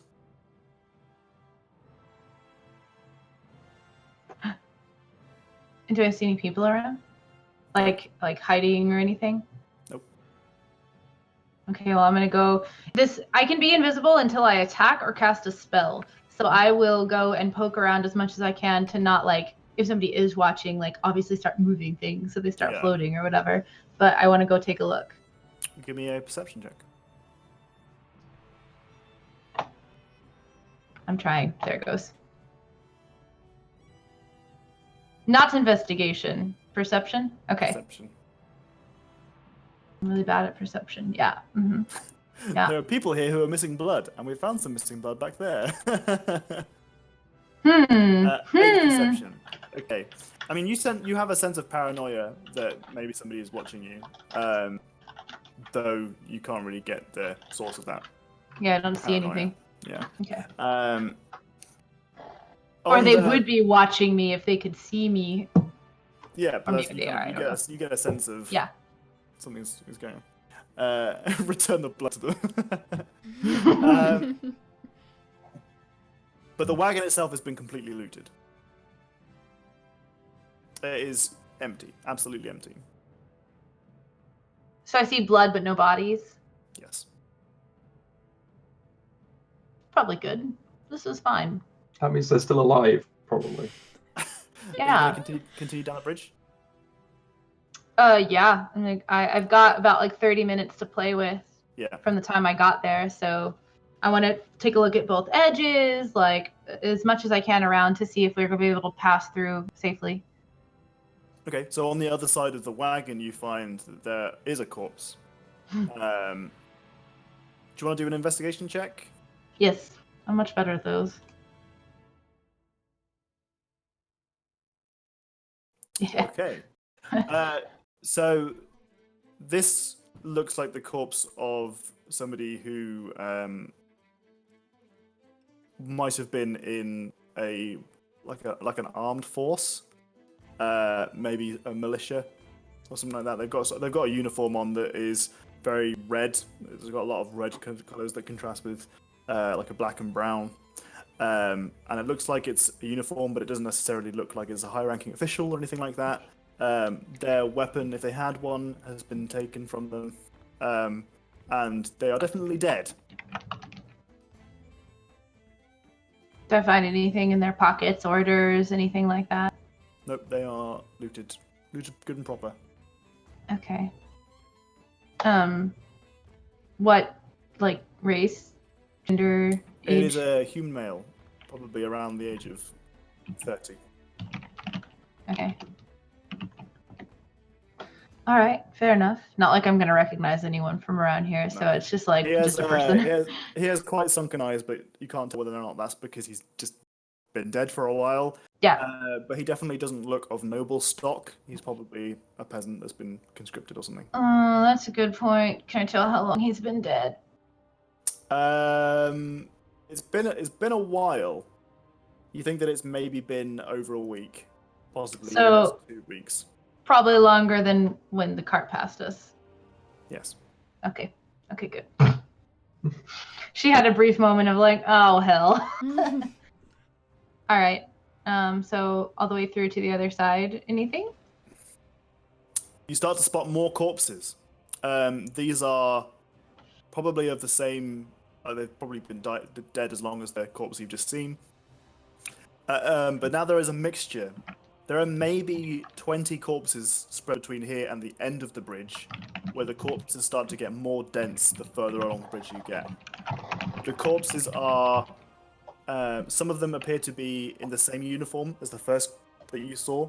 However, other corpses appear to be wearing something that looks a lot less like military uniform, and a lot more like a cobbled together kind of uniform of maybe a mercenary group, something like that. You can tell that it's a lot more functional than it is to denote any kind of loyalty to a group. But the majority have had their gear looted from them. All that's been left on them is their clothing and their armor, which has mostly been torn to pieces by blades or pierced by arrows. And it does look like pretty much all the wounds can be easily determined to be via blade arrow, not like big slash marks that looks like creatures or anything. Correct. That's cool. This is awesome. Great. So no one alive that I can find? Correct. And that's all the way to the other end of the bridge, and there's no one Yes. hiding in the other end of the bridge? So the other end of the bridge, there is a small tower that kind of looks as a lookout post that's on one side of the bridge. It's to the northern side of it. That kind of goes to the peak of the arches. There are pillars either side of the four corners of the bridge. This one kind of arcs just a little bit higher than that. It has a parapet. I'm not looking for the word parapet. I'm looking for. Can't think of the word. You're looking for the thing that they would walk along? That's a parapet if you're No. looking. I'm thinking of just like a peak tower. Tower. Platform. It's Because the just- parapet's along like a defensive wall, right? So you're saying that they Let's are just Google looking. Okay. architecture. The things D&D makes you do. Okay, so it's not a parapet. I'm thinking of like the like a tower. Mm-hmm. Shit. Well, what part of the tower are you trying to describe right now? The top. Parts of a tower. Anatomy of the tower. A peak. Oh, a minaret? A spire? Rampart. I like rampart. Hey, Scraticus, how's it going, Oh, buddy? hi, Scraticus. Rampart. What parts of the tower do you know to know out the name? Rampart. Is rampart the one I'm looking at? The rampart. No, it's made- not a rampart. Made of sheep. Oh. How's it Was going, it a dude? minaret? I don't Minaret. know. Let's find out what The a bell minaret is. tower. A tall, slender tower is specifically part of a mosque with a balcony from which a mizzen. Oh, I like that. Let's use minaret. Sure, it's a minaret. Why not? Thank for the follow, Spires Scratchgood. With a balcony Oh. with like a call thing. There we have a chat message from Mimlala. Mimlala. Speaking of undead, I've been wondering lately if someone was forced into an undeath warlock pact, maybe they had to in order to gain freedom from the patron, and was forced by said patron to summon undead, could that character still be a good character? Because since they are compelled by the patron. Maybe I should refrain from the patron would grant them freedom from the situation where they are stuck in a seemingly worse captor. That is a tough to follow discussion point. I think good and evil often. Oh yeah, they're just usually on mosques. Damn it! I think they usually depend on intention rather than necessarily the outcome. But I think there's a mixture of them both. I don't necessarily believe in all D&D worlds that necromancy is. No, because battlements is like a rampart, isn't it? Belfry? That's where the bell thing is, right? There might be a bell. Battlements are a parapet at the top of a wall. Usually Fort Castle has regular space square openings. Hi, for Andre. How's it shooting through. going? Hi, Jack. I didn't see you there. Andre, you probably are going to know what this is. What are... Over. Lantern This is room. weird thinking Windows about wall, this. gallery deck. Service room. Watch room. Is there even a word for Inoculation. it? Am I just thinking of like there's a word? Can for you draw it so that Yeah. it? an that's opening fine. between the supporting corbels of a projecting parapet or the vault of a gate through which stones or burning objects could be dropped on attackers? You know what? There's a tower. Okay, there's a tower that peeks over the top of the rest of the bridge that you can look down from. Okay, the area that you are in currently is thick with the stench of corpses that are slowly rotting away. You see that absolutely no care has been taken to remove these bodies. You see no drag marks. You see only where the blood has been rolled through or where the corpses have been rolled over by cart tracks. No one has tried to move them out of the way of the main part of the road. And this tower is the only building or point of interest for you. Was the door closed, or is the tower like externally have a walkway to go up? There is no door. There is a doorway, but there's no door. Aha! I'm gonna check it out. Okay? There is a spiral staircase that leads up to the parapet. That leads up to the top. Have you drawn what bit you're talking about? No, I'm not gonna do it now. I gotta know. I need to know. I know this, but the cider has blocked it from my memory. Same, Sure, Andre, observation same. post, Sure. Towery Observation thingy-mabrumbus. Cinderdell. Snorts, what does that even mean? Cinderdell. Cinderdell. Flibbity bibbity poffle mapoozy towery thingamabumbus. I tried to look up Cinderdell and it was like Cinderella? No. Ciderdell was a pun. Oh, is it Ciderdell? He was making a Oh. pun. He was making a pun. I'm dyslexic, so I saw Cinderdell and it looked really legit, so... Oops. Okay, so I go up the stairs. Sure, okay. But what do you go into? I go up the stairs. What did you go into? Yeah. Is I'm that- invisible. He's trying to make you try to say the word again. Oh, I see. And I I'm knew it still was trying to be sneaking. funny, but I couldn't figure out what it was. So there is a small room at the top of the spiral staircase that is largely it's a stone surrounding with small slits that you can see out of. Above, like in this room, there is another small spiral staircase that you think would probably take you to the top of the tower. From here, there is a table with some parchment that has been bloodied, and in front of the table is a chair with a gentleman slumped in it over the table. The blood has clearly poured out of him over the parchment and dried to the point of damaging whatever it was. Anything left legible on the parchment? Nothing that you can see. Okay. Gonna continue up then. Okay, so you get to the peak of the tower and you can realize that there is a gentleman. Better kill him. Oh wait. At the top, you can see that you have now reached the top of the tower. It is open, though there is a spiral type thing, a cone that arcs into space. I'm falling apart. This has destroyed my DMing ability.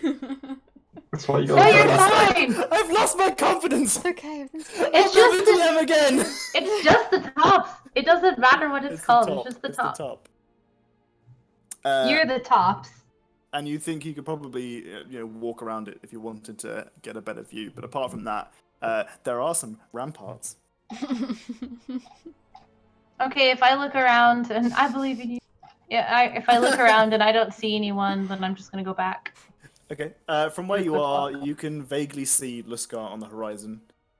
You can see the.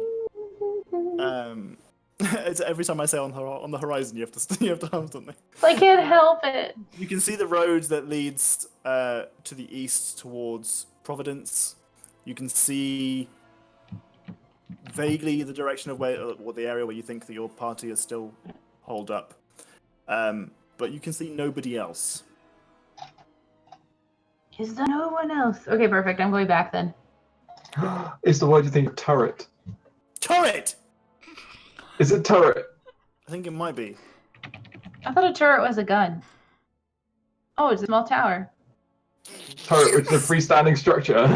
Yes! From military tower used as a sentinel or guard may observe from. I would give you an inspiration point if you didn't already have one. Damn it, can someone in chat have it? So they can then give it to me later. It's like a backup. You can't dole out your inspiration points so that you can keep them. No. You should have like whispered that to somebody and be like, say I don't need, yeah, but I didn't know you were going to give me inspiration, bro, otherwise I would have. Dave says he'll take it. Am I being too generous with inspiration points? Does it matter because none of you spend them anyway? Yeah, no. Well, it's because they were so rare before, it's like we never get any, so I hold on to them, and then suddenly there's like 1 million available. Yeah. And then we use them and I don't get any again.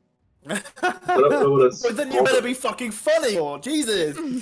I wrote a whole eulogy song and didn't get an inspiration point. So I'm just like holding on to it because I'm not used to it.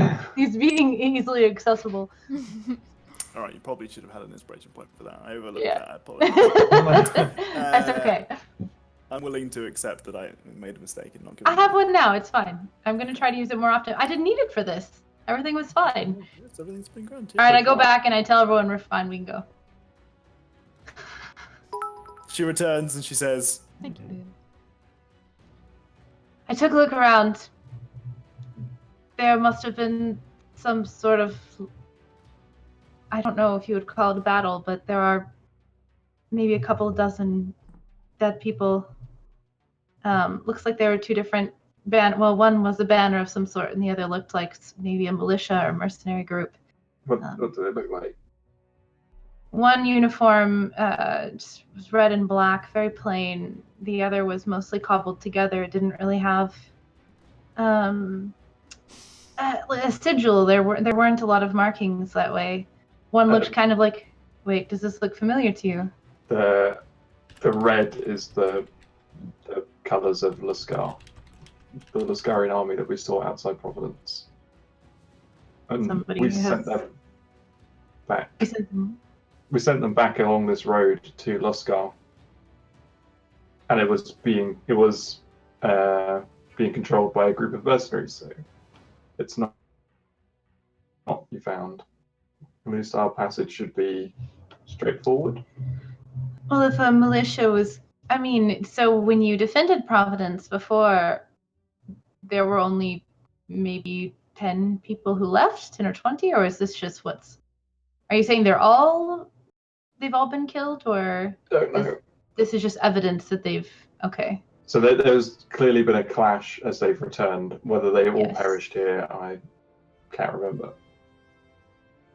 I don't know how many people survived the fight in Providence where we killed lots of them. Okay. Yes, definitely some sort of conflict. Many dead. I didn't see evidence of anyone getting away, but there are cart tracks back and forth. Perhaps we'll find more once we journey further away from the other side. But the bridge seems to be safe, as far as I could tell. Well, I guess we carry on then. It smells pretty terrible, though, so Uh, just forewarning.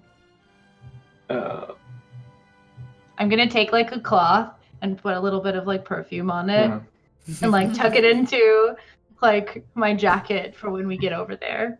Smart. Can I banish my nose? That's just a hole. Yeah. I Wouldn't that smell make nothing. it more pungent? Then you would just taste it. Oh, good point. Would you like a perfume-soaked cloth? Yes, I think that might be wise. I'll dab a little bit. Here you go. I have my strong alcohol. If you would like, everyone. there you go. Do you want an alcohol-soaked cloth from Susan? Oh, can I have both? He just starts like, Well, you just sat there Yeah, sucking just on like- it. yeah. Bring that one out. Okay, so Much better cup. Much easier.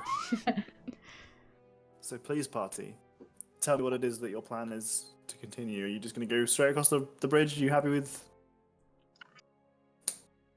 the straightforward answer? Yeah, probably. As long Okay. as we're all disguised up and whatever. I mean, keep an eye out. We should Yeah. always be careful, but I saw no one. In fact, there was somebody who seems to have been killed in the middle of dinner and blood all over something he was reading. It's unfortunate. Yeah. Mount my horse. Mhm. Mountain the horse. going. Okay, so why is there like a swirly destination point? Well, for it's you? like that always happens in like comics and cartoons, right? Where it's like the Alright. little dotted line on the map, and then it just goes around in a big circle. Okay, so that explains the little oops, Yeah. little whoops. Okay, so you make your way across the road, across the bridge. Sorry, it's very easy. Apart from halfway down the bridge when it starts to be very lumpy because you are treading on the slain. Hyacinth wasn't Treading lying. It is absolutely wretched here. The corpses you can see are sunken faced. You can see that their skin is starting to be devoured. And as you walk along the road, you kind of catch the rotting eyes that are being feasted on by various insects, kind of staring blankly up at you. You make your way across the bridge to the other side, and you can see that. Oops, sorry, pardon me. You can see that the dust that I was talking about that lays over the bridge has sunken into the blood has sunken into the dust and turned it a red brown everywhere that you lead. There are a couple of crunches of bone as your horses tread on some of the bodies, but apart from that, is that toast? You're holding up toast. Oh, it's the little bread! It's the spongy Yeah. bread Toast. thing! Remember the squishy bread? It looks like just like a piece of toast that you've got. Is that the one that smells, or is that something else? No, it doesn't smell. They're just props, Tom. They're just props. No, because It's got strong alcohol in it. there were some of these little plushy toy things that we saw at LAN, and one of them smelled as well. Stress It felt test. good. Oh, Snorts had the same question I did. Anyway, so you get across to the other side, and you are rid of the bodies. You see that the tracks on the road do continue. There are some tracks from various carts and possibly signs of hoof activity, but it is now a stone road. After getting across the bridge, the dust dissipates, and it's back to stone. Gosh, I wish we could tell more about the movements here. Maybe if someone were really good at tracking or survival. I don't know. Just. What it says is like, Dane's ears burn, and he just suddenly gets erect. gotta survive. What am I surviving?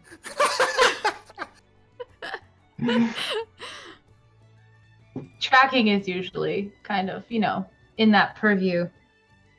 Survival and whatnot. We'll see which way people left this battle. And how many? Okay. Oh, he rolls so well for something that I can't tell him much about. So like I said, as the bridge turns from bridge into road, the dust that was covering the bridge dissipates and it just goes back to stone road. The stone road is only this T-junction that goes between Luscar, Providence, and Cliff Harbour. This one here. The roads from Luscar down to Cliff Harbour, or Cliff Harbour up to Providence, on the east and the west, are main dirt roads, but they are not stone. This is the only stone road. Because it is stone, it is pretty much impossible for you to tell what came through here. You could guess from the small amount of dirt that's been disturbed, but it has been, like Hyacinth suggested to you, possibly up to or beyond 2 weeks since these bodies were disposed here. Lain to rest. Lain to rest. Dissuaded. Dissuaded? From living. They were dissuaded from living. Yes. It's hard to tell. You can see that there are definitely some carts and some horses have come through here, and there appear to be some footprints you're assuming don't belong to you. But apart from that, it's hard to tell an exact number. You can see from the corpses that the majority of the bodies appear to belong to the mercenary group. Apart from that. Okay. Is it still quite flat on this side of the bridge? Yes. Is it? I want to try and look up along the road towards the scar. Is there any other bits that look like there's like big flocks of birds or anything else that might indicate there's another large pile of corpses further away? Oh yeah, circling. Not that you can see from where you are. Even if I try and survive really hard. With a survival of 26, I'll allow you to notice that there is a flock above the front entrance of Luscar. Whether or not you can tell what type of bird it is pretty much impossible from where you are. A flappy one. It's far away. Like Luscar is like a day's travel from where you are currently. Yeah. Okay. Yes. So this was a very, very vague hint of a flock, basically. And that's only because you are not human. It's a dark cloud that's moving not like a cloud. Must be birds. Yes. Bird. Yes, there might be more corpses along the road. I see black shapes circling-ish. A mile away, though. Right. Can I just point out that the song with the On the Horizon it's playing right now, or the theme from that? Was that the previous one? Oh wait, hold on. Mine might be slightly off because I get ads on mine. But the song that was just playing was the Lord of the Rings theme with the part that does the On the Horizon. The Black Gate opens. And I was just it's happening. It's happening. Oh, really? Birds, they're on the horizon. Brilliant. Okay, we can go to the town now. I'm done. Sorry. Okay. So now you're off-roading. You make your way towards the Collector's Tower. In my There are four-hoofer. copses of trees. There is a large, or reasonably large forest just to the south of the Collector's Tower, but you are making your efforts to circumvent that. It is unnaturally quiet once you make your way north and off-road. Often you hear or see signs of life like rabbit poop, sheep dotting the landscape, birds, eagles, etc. But it is very, very quiet. Very, very, very Too quiet. quiet. Unnaturally quiet, you might say. Don't be at the back. The person at the back always dies first. At the front, on the horizon, as you might expect, in the location for the Collector's Tower, is a towering spiral of a building. It is vertical, like you would expect a tower to be. It is maybe 10 stories tall. Does it have a turret? It has a turret, but it's difficult to get any of the features of it whilst you're still so far away. You think you could probably get there by late afternoon, early evening if you hightail it across the fields. Sounds like a plan. Okay.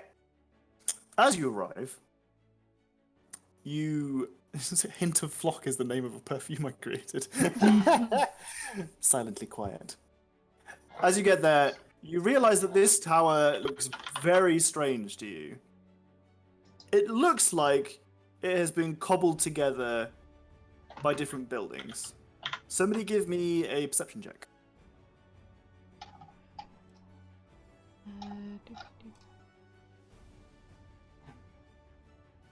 You have effectively arrived at the tower now by this point. I got 15. Okay. So you can... This tower's wearing your disguise kit. So with this... Static grass. Photogram bulk bag. Oh, that Valkyrie, stuff. War Games mod. It's called flock. Oh, is that what it is? It's called Yeah, what? it's called flock. But you can see flocking. that rather Right. than... so when I say this building looks cobbled together, you might initially think, oh, this is just like a very poorly made building. What you notice is actually this isn't a poorly made building. It's actually incredibly well made. But what it's being made of appears to be normal houses. Houses that you might expect, you know, any old house in maybe Providence. That kind of cultural, like, architecture. The bottom house is a small little shack. One story. It's, you know, base of the tower wide. Just maybe, 30 foot radius. Pardon me. On top of that, for the second layer, is another slightly different architectural layer of the house. It looks like another house, except it's on its side. So the roof is sticking out on one side and the base is here, and there's the windows that you can see that are clearly supposed to be vertical, but they're actually lying horizontally. As the tower goes, each next level is another building that has been essentially glued on the top and doesn't look like it's supposed to be there. Each of these sections has its own roof that looks like it's kind of merged into the next one. So clearly, it's very clear to you, Susan, that this house was not constructed in a normal way. This was not a house. This is not a tower that was built. It has been created by something, because there is some concept that somebody has had that has clearly made this. Having charity stream flashbacks, now expecting there to be a circle closing in on us. No. Are you conveying this information to us? Yeah, I'll let everyone know. Suddenly I know a lot about towers and the reputable source here. When architects go too far.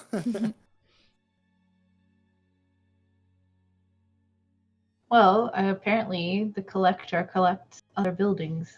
Is where we're at currently.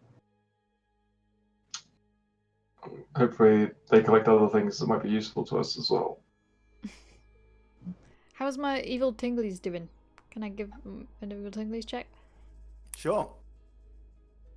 What does it give Did you MC again? Escher build this house?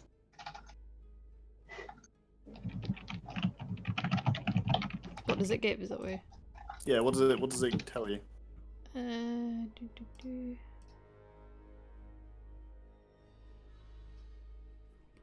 That's the one that lets you smell evil and good, and you smell any undead fiends, and celestials, I think. Okie dokie. One Within 60 feet of you. Ba-ba-bum. Oh, that aren't behind total cover. Okay, well that already kind of ruins that a bit, doesn't it? Unless there's somebody outside. Let me just check something. Okay. So usually what I do with that ability, as you know, is I don't necessarily think that cover should completely impede your ability to sense evil. This is very much a house rule thing, and it always has been that my people who are devoutly religious and get their magical abilities from religion and from their gods have a more pervasive outlook on what good and evil is. So, whilst your ability gives you, it says specifically that you can only see, unless they have total cover.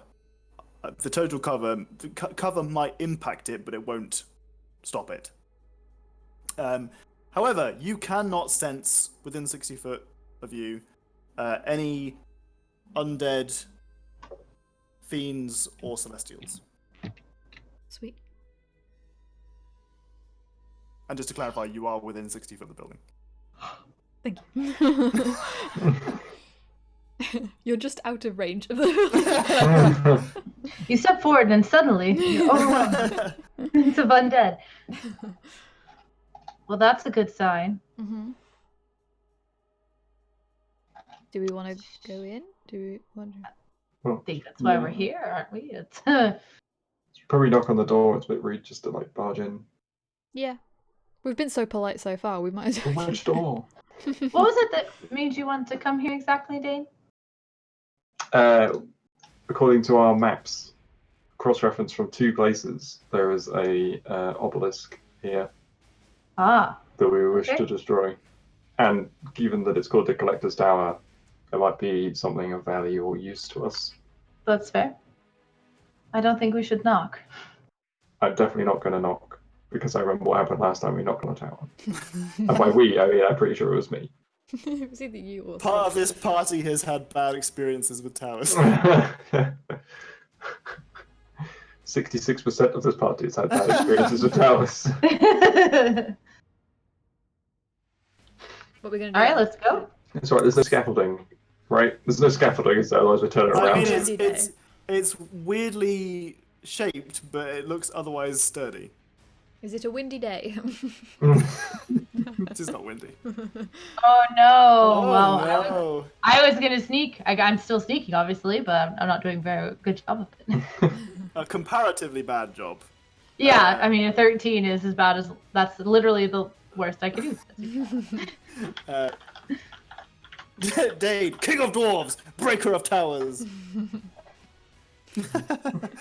So, what are you trying to do to get into this tower if it's not knocking on the door? Are you just trying to open it quietly? Is that your deal here? Is that what the stealth's for? Well, I just am, in general, not going to walk up because I'm kind of squishy.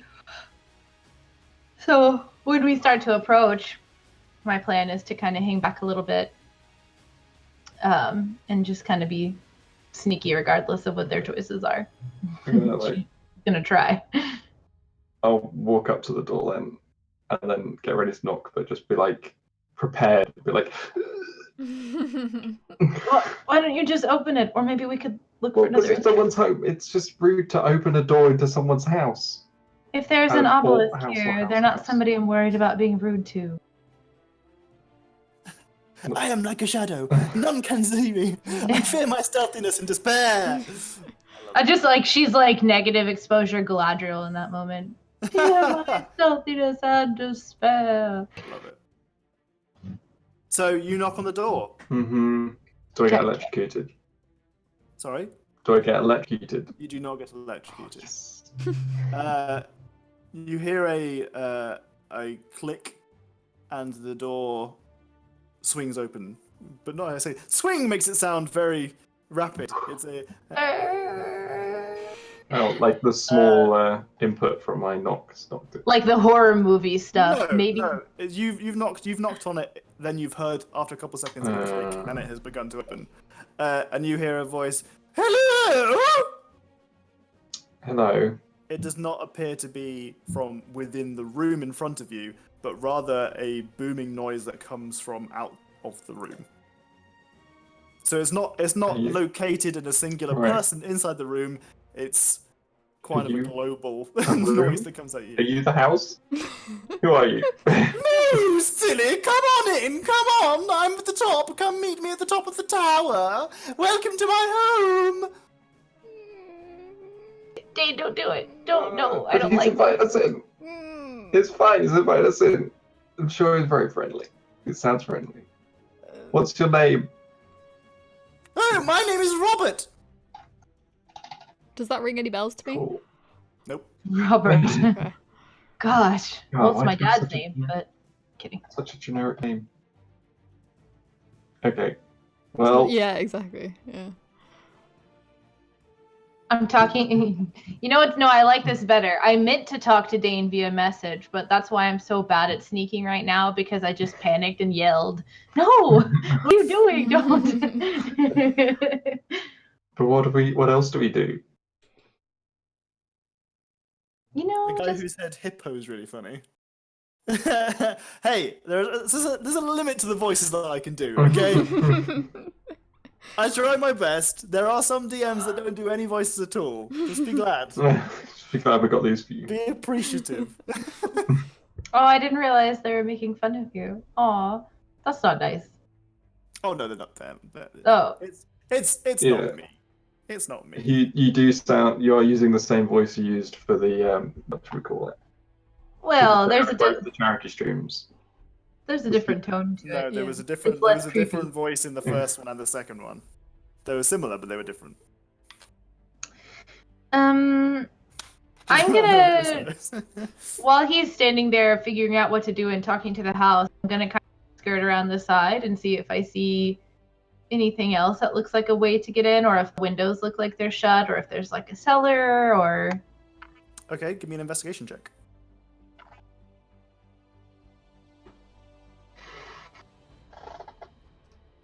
Okay, so you find that there are a couple of windows at about a height that you think you could probably peer into. But apart from that, there are no additional cellar doors or back entrances. Oh my god, the hippos. Let's listen to this. I can't click it right now.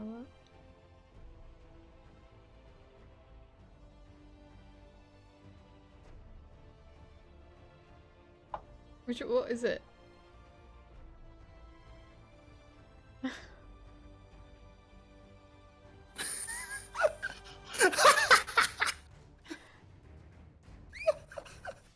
Damn it. Alright, that was funny. Which one is it? It's the end of the charity stream, the second charity stream, where you were being asked if you wanted to go home. And the voice goes, "What about you, hippos? Hippos!" It's just the standard accent of the region. That's what it is. They're all Danish. I'm kidding. So what do I see in the window? Absolutely nothing. This is not a functional window. It looks like the person that made this did not understand how windows work.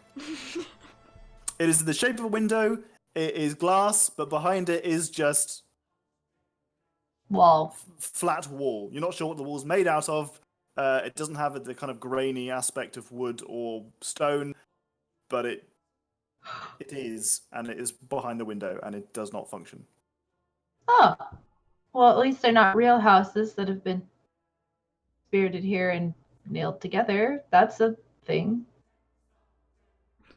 Hip hippo hooray. I come back and see if Dane's gone inside yet. I'm just like stood on the threshold, like Robert's waiting.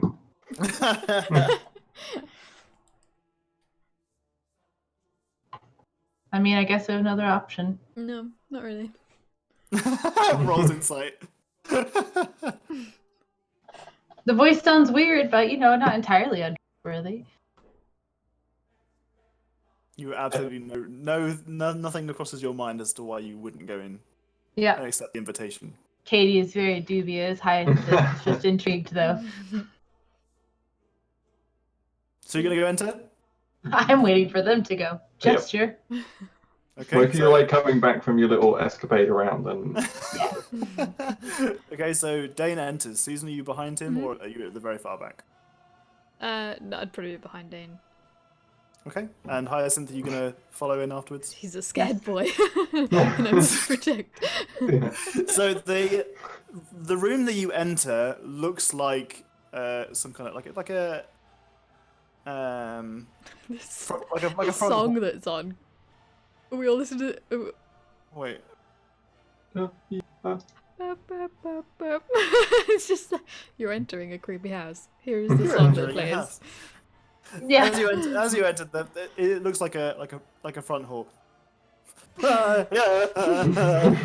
the whole It orchestra. is a creepy household. It looks like the entire room is a front hall. It looks like somewhere that you would walk through to get into another part of a building. You can see that there are some paintings that have been kind of they're on the wall, but they are not on the wall. They appear to be on the wall, but there is absolutely nothing that stands out about them. Like there's no 3D aspect of the painting. It is painted onto the surface, rather than, and like it looks like the frame has been painted on there as well. And it's completely flat. The painting itself is contemporary art in that it looks like absolutely fucking nothing. There's nothing discern about it at all. Anyone want to make any kind of checks and determine whether or not they can interpret the art?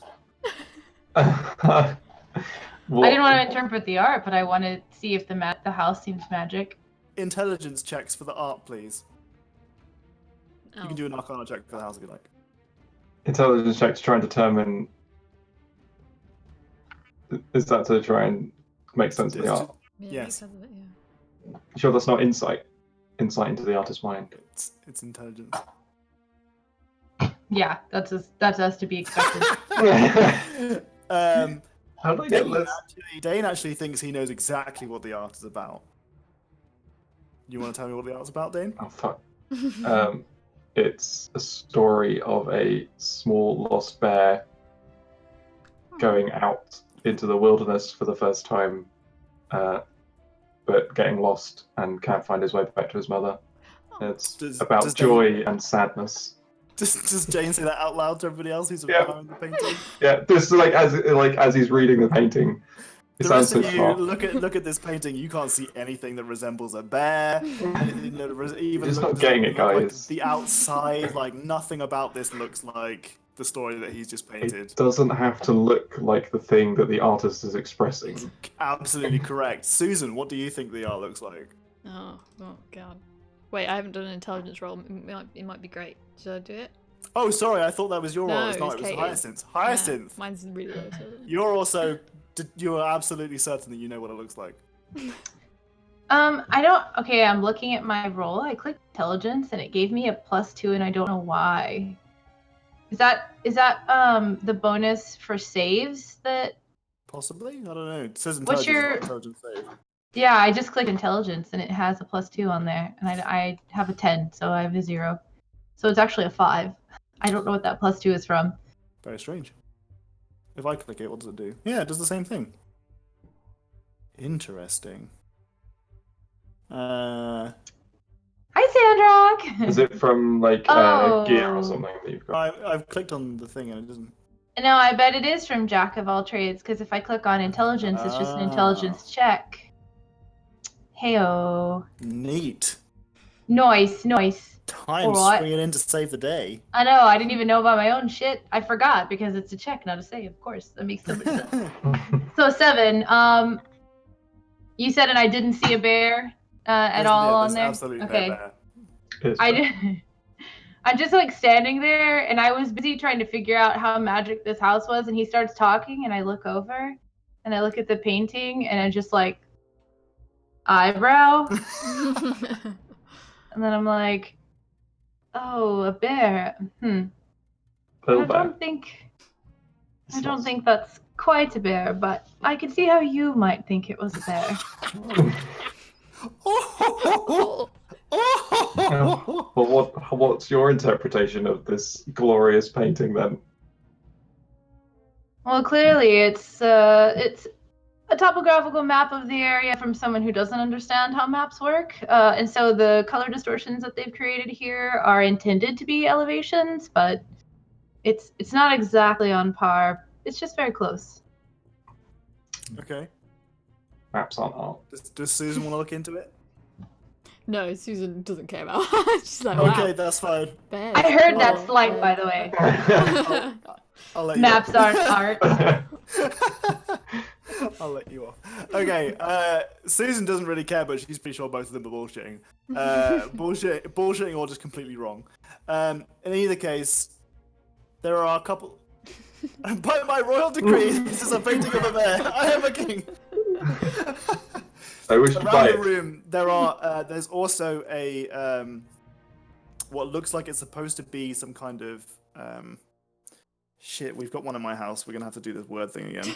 Wait, I want to ask Casimir what he thinks the painting is. Okay. As an independent adjudicator. Casimir rolled a 21. Casimir hasn't rolled anything. That was me God. rolling. That was me rolling yours. Tom is a bard because he got the +2. I clicked that on your character sheet to see if it would come up with +2. Okay. Shit, he rolled really well. He looks at it and he kind of says, "This is clearly the depiction of somebody's expression of their self and trying to determine who they are in the universe and who they want to become. They are trying to make themselves a world, and that is very clearly what is happening in this painting. I do not know what either of you are seeing. You have clearly had no classical training."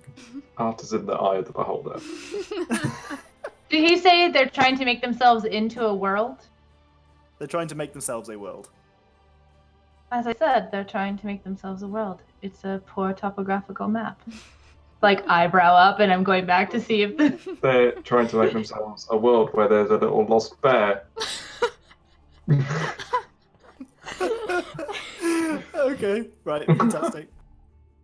So it looks like someone has also tried to make a desk. My parents have one of these things. It's some weird French word, and I'm trying to think of the word for it, but Oh my god. Oh. I'm not gonna bother. Anyway, it's like a desk. It's not a desk, but it's like a desk. But instead of, are you googling like a desk but not a desk? I'm googling French desk. That's exactly what I googled. French desk furniture. Is it a French writing A desk? bureau. I'm kidding. It's a bureau. Oh yeah. Yay! Yeah. That Bureau. literally is just the word desk in French. Is it? Yes, Okay. a bureau. So it's a bureau, which in this case looks like somebody's. It's kind of like it's got a folding out. It looks like it has this kind of area that kind of folds out to have more storage inside. But if you inspect it, pardon me, I've had some Pepsi. It's repeating on me a bit. I'm fine. So unprofessional. It is actually completely solid in all dimensions. There is nothing that you can interact with it at all. In fact, it looks like it is attached to and part of the wall and floor. So everything in this house seems to just be what someone making something A like facsimile. having just looked at it. Exactly. It looks like, well, from what Hyacinth can tell you with her Arcana check, is that this is absolutely created by magic. Whether or not it has any magic essence about it is undiscernible to you, but this definitely looks like this has been created by magic by someone who doesn't really understand what these things are supposed to do. Right, I said that. Mm-hmm. Did you say that to all of us? Yes. So we're expecting a being of another world or another plane. Perhaps, or someone who hasn't used all of these human, well, physical realm things. I don't know. Thank you for the follow, Ragnar. Or simply someone who has grown up wild and had a view of society and handiness with magic. Some sorcerer, perhaps. Indeed. Let's go. What's the worst that can happen? Okay, so there is a... Maybe we'll find a beholder friend. It's not a staircase, but it functions as a staircase in this situation. It's just some blocks that come out of the wall in a way that you think you could probably mangle your way up. In the next room, the second floor of the tower, or rather the first story, if you're thinking about the way the English portray it, because the ground floor and then the first floor is stupid. Up the first set of stairs. Up the first set of stairs. This looks like it's supposed to be a kind of a living room. This has, again, an area that looks like maybe it was supposed to be not a sofa, but a what is wrong with me today? Poupée. Let's just start looking up like furniture words. To see if Furniture words. we just start coming up with stuff. No, it looks like a... What the fuck is wrong with me? Armchair. Rocking chair. No, it's like a... Table. Corner seat. Sofa bed. It was like, oh my fucking god, what's wrong with me? Sure, armoire. It looks like an armoire, why not? It looks like an armoire. But again, as you can tell, it is very much a block. It doesn't have any dimension to itself and any functionality. You can't interact with it. It is non-functional. It is very bizarre. You can see that there is a bench. That's the word I was looking for. Bench. You're trying to think of the word bench. Yes. Hey, I didn't describe any of the word that I was looking for this time. Okay, I was looking for the word bench, just in case you were curious. It was a bench. It's against the wall, and again, it kind of just looks like the sideboard has come out by a couple of feet, and it's just you can see that it's painted a different color, or that it is a different color. But it is just dimensions. It has top, bottom, sides, but otherwise it's against the wall and part of the floor. You can see that there is what you would expect to be a chandelier. Why did I choose today to have such problems with furniture words when there are so many of them? There is what you think of furniture foibles. Thanks. Thanks, Mim. There is what you would expect a chandelier to look like. It is gold with like kind of painted on baubles at the top that stick out. That light does appear to be coming from, but the light appears to be coming from the entire thing rather than specified points. And it definitely doesn't look like it's got chain links or anything keeping it attached. It's just a solid shaft. Best kind of shaft. Well, at least it's a solid one. Words are hard, oh my god. At least it's a solid shaft. Crikey! But apart from that, I mean, there's also a painted on fireplace, or what you think probably is a fireplace. You can tell that around the edge there is like a brown kind of wooded sort of color, and then there's just this big black pit with a drawn on flame. It's all getting quite bizarre. I'm just gonna, okay, because at this point I'm curious. I'm just gonna go over to the fireplace, and if I don't see any like tools for lighting a fire, I'm just gonna look at it and think like, fire, and see what happens. I'm not telling anybody I'm doing this. It's warm. It is warm. Yeah, it's generating some heat. Okay. Like I said, there is a drawn-on flame onto it, like Yeah. a painted-on flame, and it is generating heat and light, but there is no tangible flame. It's warm over here. I don't know if you can feel it. This is her actually speaking out loud. That statement was throbbing with erotic subtext. Oh my god. Hi. That's what the picture was.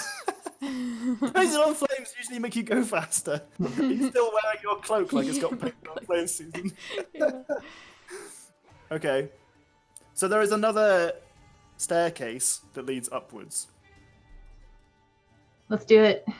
Okay. So the next room that you come into is completely turned on its side. It resembles a kitchen. Halfway through that there is what you can think is a table that looks like maybe there are dents where you would expect a drawer to be.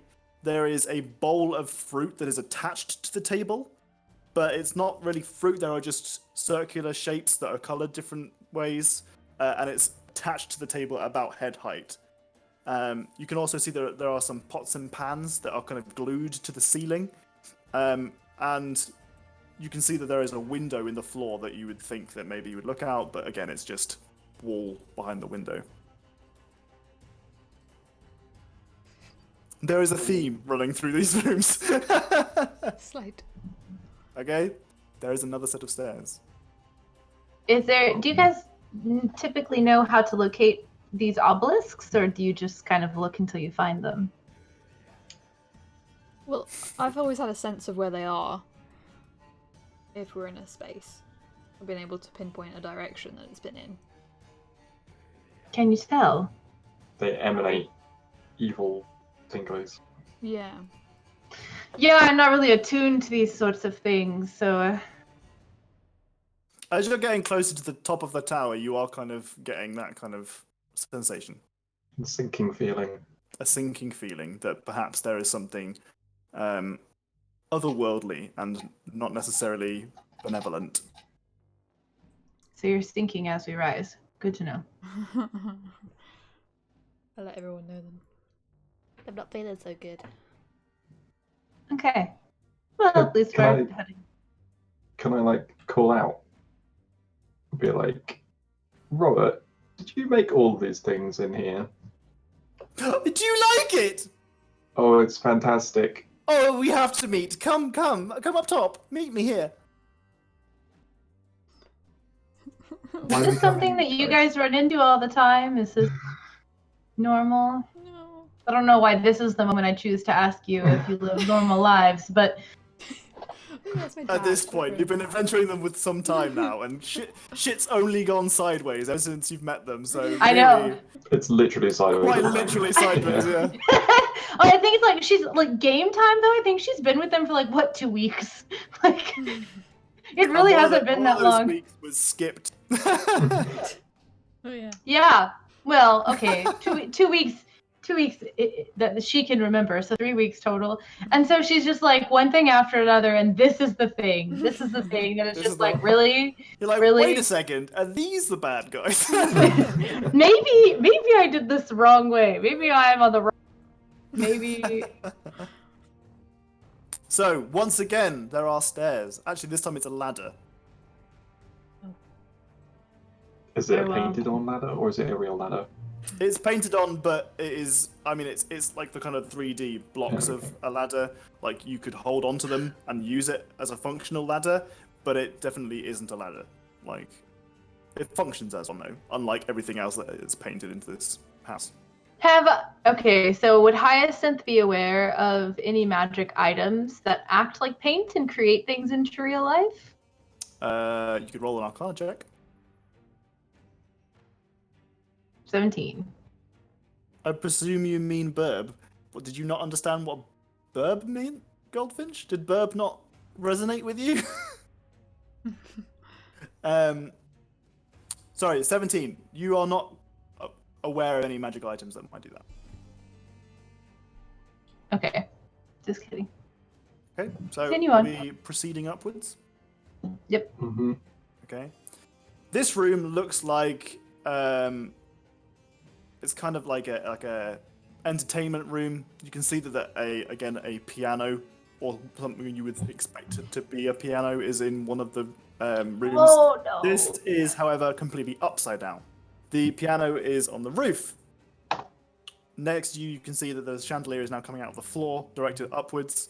But there is, there are obviously more non-functional windows and more paintings. But across the floor, you can see a fine dust that has settled. The dust is clumped closer together in some areas. How high is the ceiling? I think maybe 10 foot.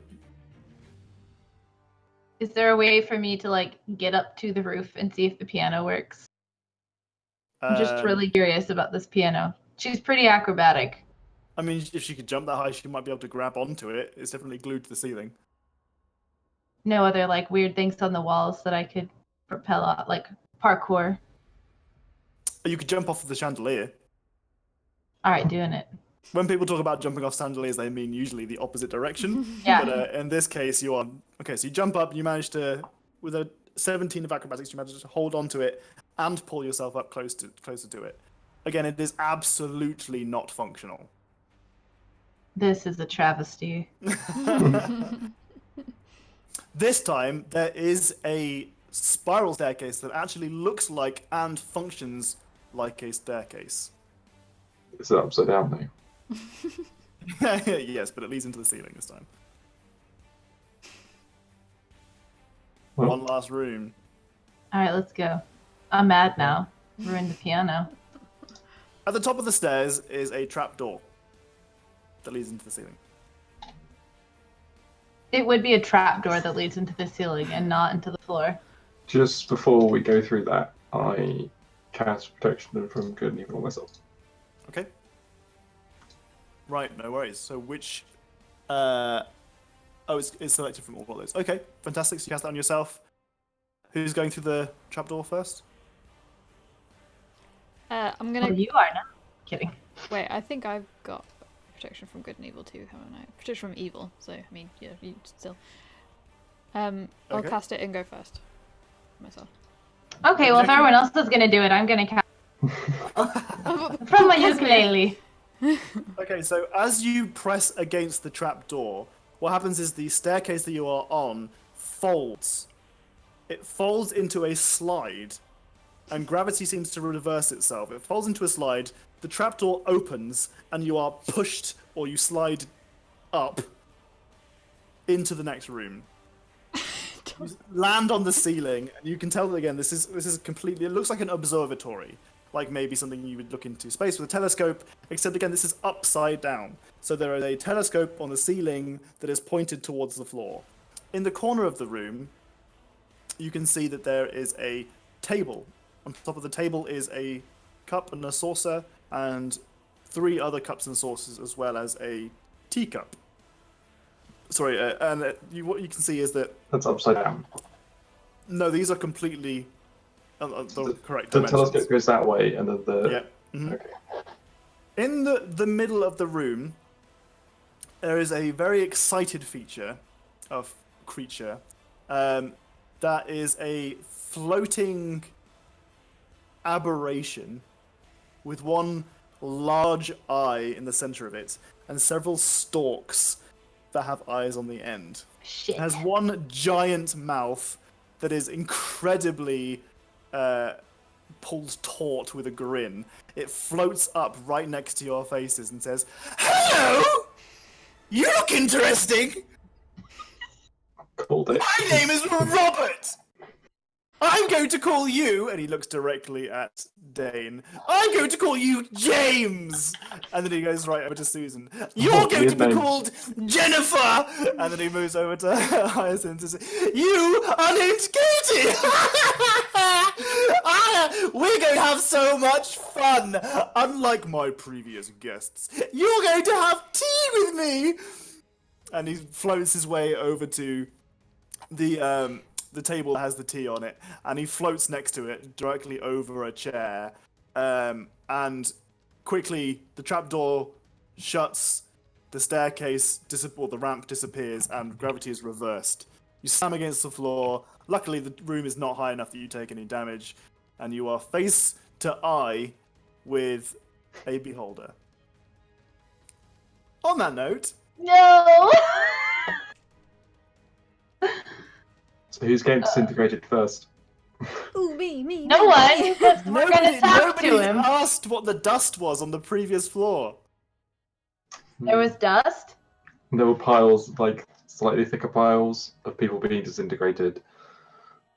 I missed the dust. I got caught up by the piano, but that makes total Yeah. sense for Hyacinth too. So I mean, it was your beholder voice, so. Yeah. That's my insane person voice. It just happens to be that all beholders are insane. All three of the times you've used it have been for a beholder. It is a little baby beholder. I liked Time's explanation, which was big old beholder stands for Bob. Well, that's why he's named Robert. Robert. Right. Well, on that note, I think we can call today's game over. I'm loving the theme of cliffhangers, but more importantly, I'm aware that there are people who actually do real jobs. And by real jobs, I mean 9-to-5s. The rest of us have real jobs, we just don't have 9 to 5 hours. Or at least not in this time zone. So, we will call it quits there. Thank you, everybody, for joining us. Yes. Fun. Oh, you know about that typography thing? I did it. Did you actually? I did it. Was it? Oh my god, that's incredible. Shortcuts make long delays. I love it. That's very, very good. She's a talented girl, isn't she? She's a talented girl. Sorry, no. She is a skilled girl. Thank you. Skilled is different from talented. It's been a pleasure, everybody. I hope you've enjoyed the game. For those of you who are new, it's been really nice DMing in your company. Thank you, everyone who contributed to chat. As you might have noticed, we are quite interactive. And we try to play every single Sunday around this time. This is 3 hours in the future. Yeah, don't arrive now because it'll be Don't over. arrive now, it'll be over, yeah. Hopefully we'll see you again in the future. If not, then there are plenty of other fantastic D&D streams open. I'm sure that you guys are currently capable of finding those yourself. Actually, I think one of them is currently online. The Open for Adventure guys are streaming, although they are on Be Right Back, so that's maybe not the best time to not the best time to raid them. Is there anyone that you wanted to raid, Jenny? Anyone else has got any suggestions? I mean, I'm just loading up my followers. If anyone else has any. I was going to say Open for Adventure, so sad day. I'll try to pop in when I can, future tense. Fantastic, I'd love that. Please just disintegrate me and release me from this hell I've walked into. Oh no! Don't know what you mean.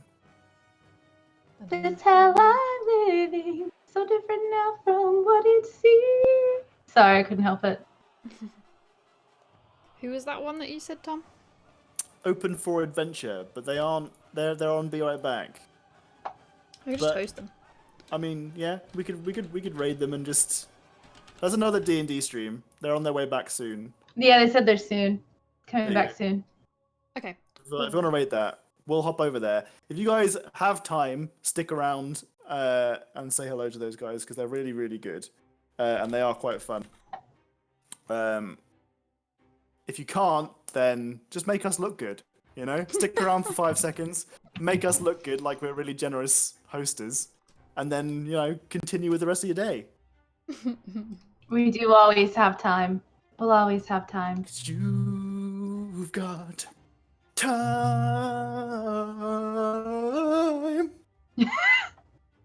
Anyway, done with that. It's been a pleasure, everybody. Okay.